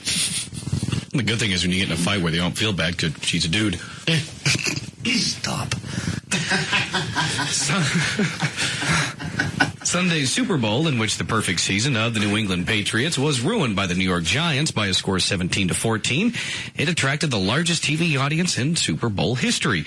An average of 97.5 million people watched Sunday's game, and that easily beat the old Super Bowl record when 94.1 million people tuned in to see our Dallas Cowboys beat the Steelers back in 1996.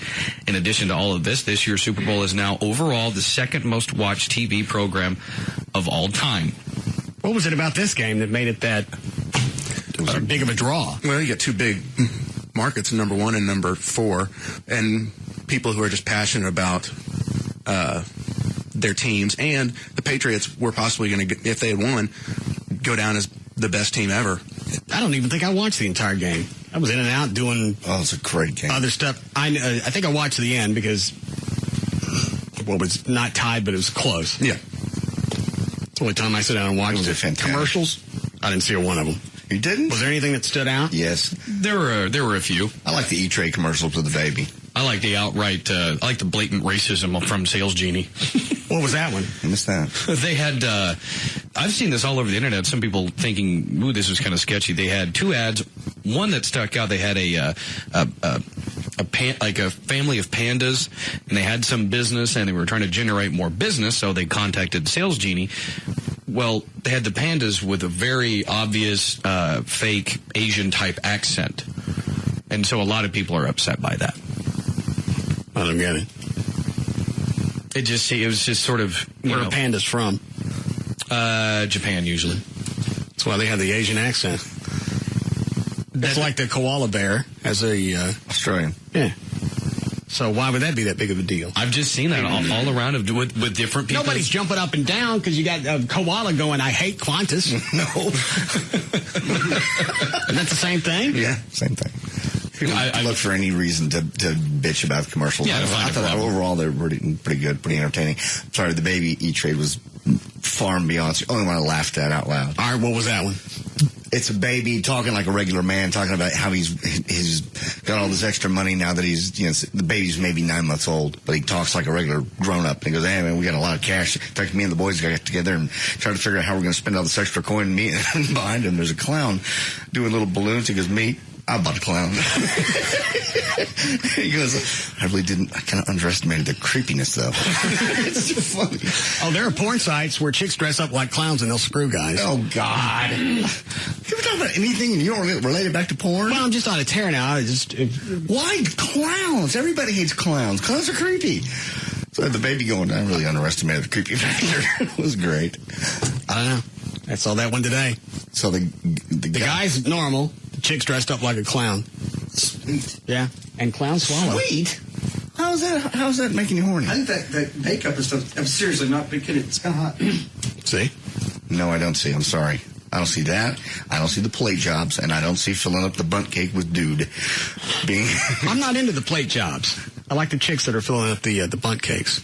What does that do for you exactly? I don't know. Just show some type of initiative. That they filling a void. They can cook, and they're multitasking, and they're healthy. Mm-hmm. You're disgusting. They're a woman. Hear me roar. We want a break here? Yes. All right. Were you done with the story? Yeah. All right. See if you can find the baby thing online. I looked up Sales Genie. Is that what it's called? Yes. I don't see any links to it or... Maybe I pulled it. Info. Are you talking about the ad itself? Or? Yeah, where you... Okay, hang on a second. Here it is. This is off of Wired.com, where Sales Genie Super Bowl ads offensive. Super Bowl Sunday and afternoon of tailgating, cheering, and offensive commercials. This year, the offenses weren't aimed at homosexuals or women. For that matter, it's unclear if the offenses were even offensive. The full day after Sales Genie's Are They or Aren't They Racist commercials aired during the big game. Not a single cultural group has spoken out. Well, all right, so where did this come from? Where it's coming from is just people's overall sensitivity. No one's outright saying, well, this was definitely racist. It was just one of those when you watched it, some people were saying, was that racist? So we can't give animals dialects, accents anymore? Concerning the part of the country they come, or the part of the world they come from. Nobody got twisted when Taco Bell was doing the Chihuahua ads with the accent. Yeah, they did. Yeah, they did, actually. Those ran for years. I know. And they were pissed for years. The Hispanic groups were. Chihuahuas are from Mexico. Well, why wouldn't they speak with a Mexican accent? We got the Frito Bandito. They got pulled, too, for the same reason. I just think with these commercials, no one's come out right and said, yes, this is terrible. I can't believe it. I'm so offended. It's more of just people's overall sensitivity thinking, am I supposed to be offended? And waiting for someone to jump out and say, hey, we're offended. Fix this. Is it links to all of them, Ryan? Do I have to log in, sign in? Can I just click on it? No, you'll probably have to log in. What's the one here with a squirrel? It says Bridgestone. Now? The Bud Light. The Bud Light? Budweiser one where the dog trains the horse and has that Rocky theme to it. It was pretty cute. That was a feel-good commercial. So nothing really stood out? As far as just absolutely astounding, no. One of my favorites was Will Ferrell's Bud Light spot. All right. Let me see if I can click on this one and it'll play. This may be it. It says Bud Light. I think it was later in the game. Is this it? No. Why is this guy hooking up jumpers to his nipples? Start the car.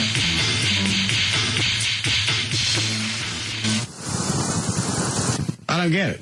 Watch. It's for an energy drink. Oh, I got it. He's driving a tow truck, comes out, hooks up his...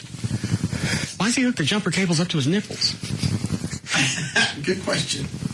I was asking the same thing when that spot came on. All right. See if you can find the other one for me, Ron. We'll be back. We'll be back to the Russ Martin Show.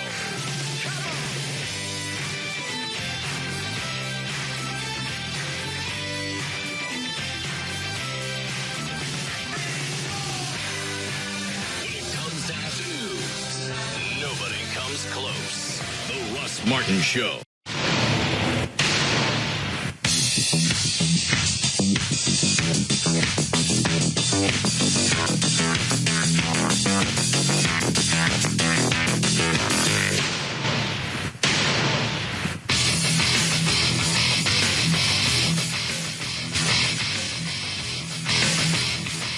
Now, back to the Russ Martin Show.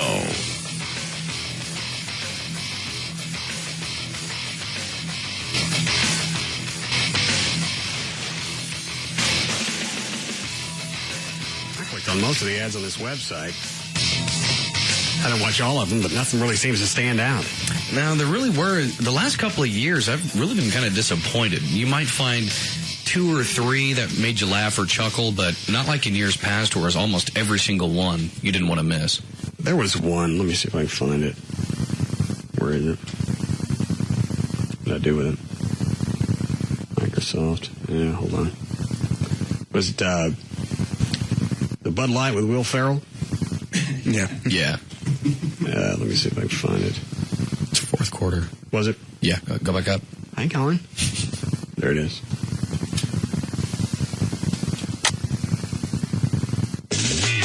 Oh, hi. I'm Jackie Moon. I drink one beer and one beer only. Bud Light. A magical blend of barley, hops, and delicious alcohol. Cutting. It's not a line. Action. Makes a perfect Valentine's gift for the ladies. A lot of sweat goes into every bottle. Not literally. That would be gross. But you know what I mean. Refreshes the palate. And the loins. Bud Light. Suck one. In theaters February 29th. There's something like that in the outtakes of Talladega Nights. You know, he's doing all the endorsements. Yeah. You don't drink Big Red. You? Is that it? Yeah. Okay. All right. It's almost 7. Anything before we go? Yeah, actually, for some reason, JD and I saw this, and I immediately thought of you. All right. This is a rough guide for how much you're supposed to spend on a Valentine's gift for someone, and it depends on how long you've been dating. All right. If you've been dating... I've already put our gift in an envelope. You're not going to give her a forwarding address pack from the mail. Yeah. No, you're not. She's not going in. She's not moving. She's not going anywhere. She's there. Well, that's where all her gifts are going. She's staying. Well, let's say that you already hadn't bought her a gift. If you've been dating for less than 2 months, you're supposed to spend $60 on a Valentine's Day gift. $100 if Trey, what are you going to give the chick that keyed your car? Because you know this ain't over. No. If she's hunting you down at different restaurants, bars, she finds you, keys your car, and then shows up 3 hours later in the middle of the night and wants to spend the night. And you let her in. Yeah. I guess a TRO would probably be the best thing. I believe she'll ignore that one. I still don't understand why you open the door and let her in. Like I said, go back to just opening the door. Had you forgotten she had keyed your car 4 hours prior? Yeah, I was in one of those really deep sleeps, and they call that drunk. They call that drunk. And I wasn't thinking. Well, what if that had been somebody with a knife? I mean, you look through the window, you'd go, okay, well, He's probably not going to open the door if there's a guy standing there with a shiv. She might as well have a shiv. She keyed his car. She's a nut. I mean, there's a process that goes through anytime you open the door at 2:30 in the morning. And I don't know. I don't care who it is. I didn't make any difference. No. If I'm not expecting you, the door ain't opening. What, I forget. Did you tell me you heard from her after you threw her out of the apartment? Oh, yeah. And she wanted what? She wanted me to let go of my anger and embrace the love and forget all this had happened. What planet does she live on? That's insane. Did she ever explain why she keyed your car? No. I mean, if you really want to look nutty, go out and key your own car. That's kind of what she did. Oh, driving home? Uh-huh. What did she run into? I'm sure she took a right turn into our parking garage. Nice little concrete pillar? Yes. How much of the car did it take off? From the front panel all the way, the whole right side. She'd had lots to drink, okay. People hit things without being drunk. Not the entire one side of the car. She's insane. She keyed your Mercedes. Oh, my God. Nobody wants you to have that car. No, you're right. You've been having people slam that since you bought it. The big fat bitch that gets out, dings the car, keeps going. Some kid got out of a car? 5-year-old gets out of the car. Parent didn't say anything? Nope. Parent thought I was an a-hole. But you got information from them? Oh, yeah. Wasn't there a third one? Have you hit anything? No. Well, okay. There's been something else. I just can't. It seems like about once a month. All right. Go ahead. I'm sorry. Jump to the part where what I'm supposed to spend. Okay. If you've been dating for 6 months or longer, you're supposed to spend $300 on a Valentine's gift. At least $300. I don't know what I could get her that she needs. Anything to do with her? Does she have a Palm Pilot? Well, she's going to need furniture. No, she won't. No, she lives. You can give this idea up. It's funny to say, but she's not going anywhere. She moved in slowly but surely. Brilliant. If I decide I want her out, she's out. No, she's there, and you love her. You don't think I can't get her out of that house if I decide the relationship's over? You could, but you're not going to. I don't know that. She's not going anywhere, and you know it. You're in love with her, and you just said it earlier today. As much crap as you've been through, and I've been through, we should both just realize the wonderful people that we're with now and marry them. God, shut up. You said it. You got anything up to end on, Dan? I thought that was kind of up. Oh, all right. Well, we go here. Hang on. They're giving us results from Super Tuesday. Illinois, and we also are projecting that Hillary Clinton will carry Oklahoma. This is a state she's devoted some energy to. She will win in Oklahoma. We can project based on the extensive exit polling that we've been doing. But in the other states, the other 7 states that are closing at this hour, we cannot yet make any projections, whether in New Jersey or Massachusetts, Tennessee, Missouri, Alabama, or Delaware, or Connecticut, for that matter. We do project, as you see. Well, then why are you telling me anything? Polls haven't closed, and we really don't know. But here are pictures of people that are running. There's a nice pretty wall. All right, Georgia, they've got Obama projected to win. I can't even tell by their graphics. Can you tell by that, Trey, who's leading just overall? No, I can't. I think Obama's. They've got yellow states, they've got a blue state, and they've got 2 black states. Now, the obvious would be Obama. Oh, those are dark blue.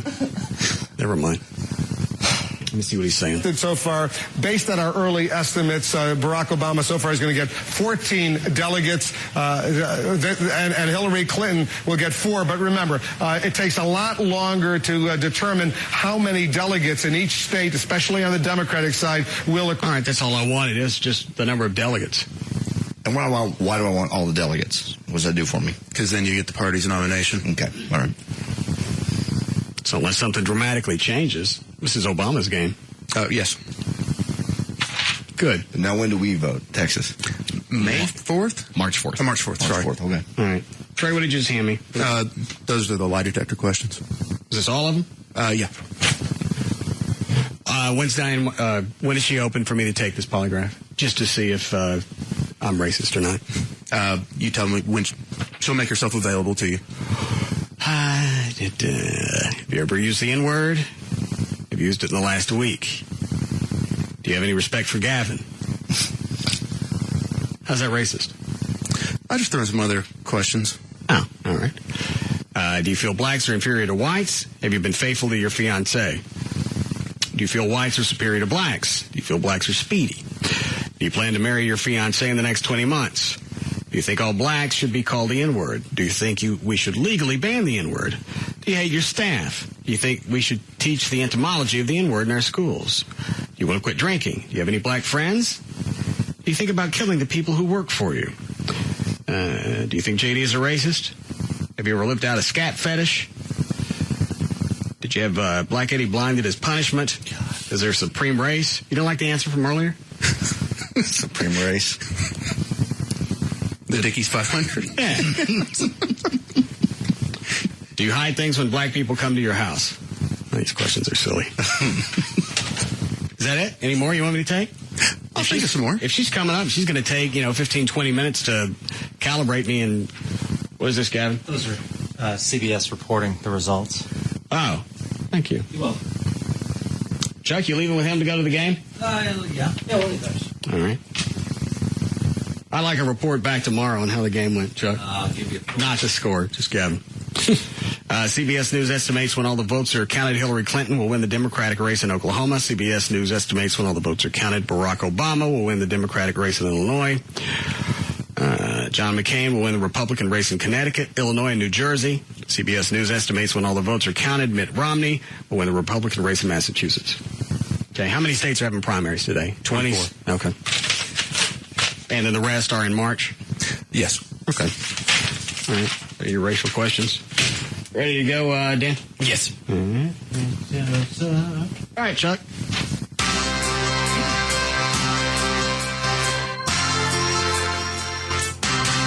Bob Seger?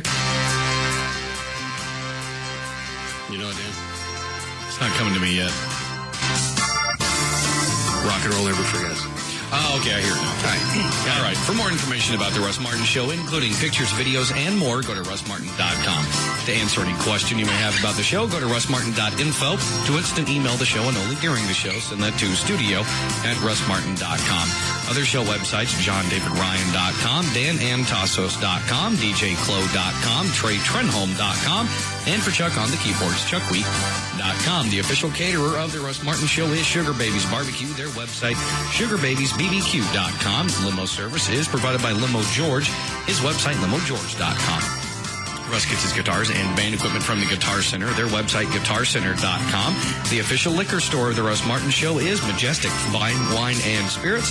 Their website, majesticliquors.com. And the official site for Live 105.3 is live1053.com. All right, see you guys tomorrow. See you.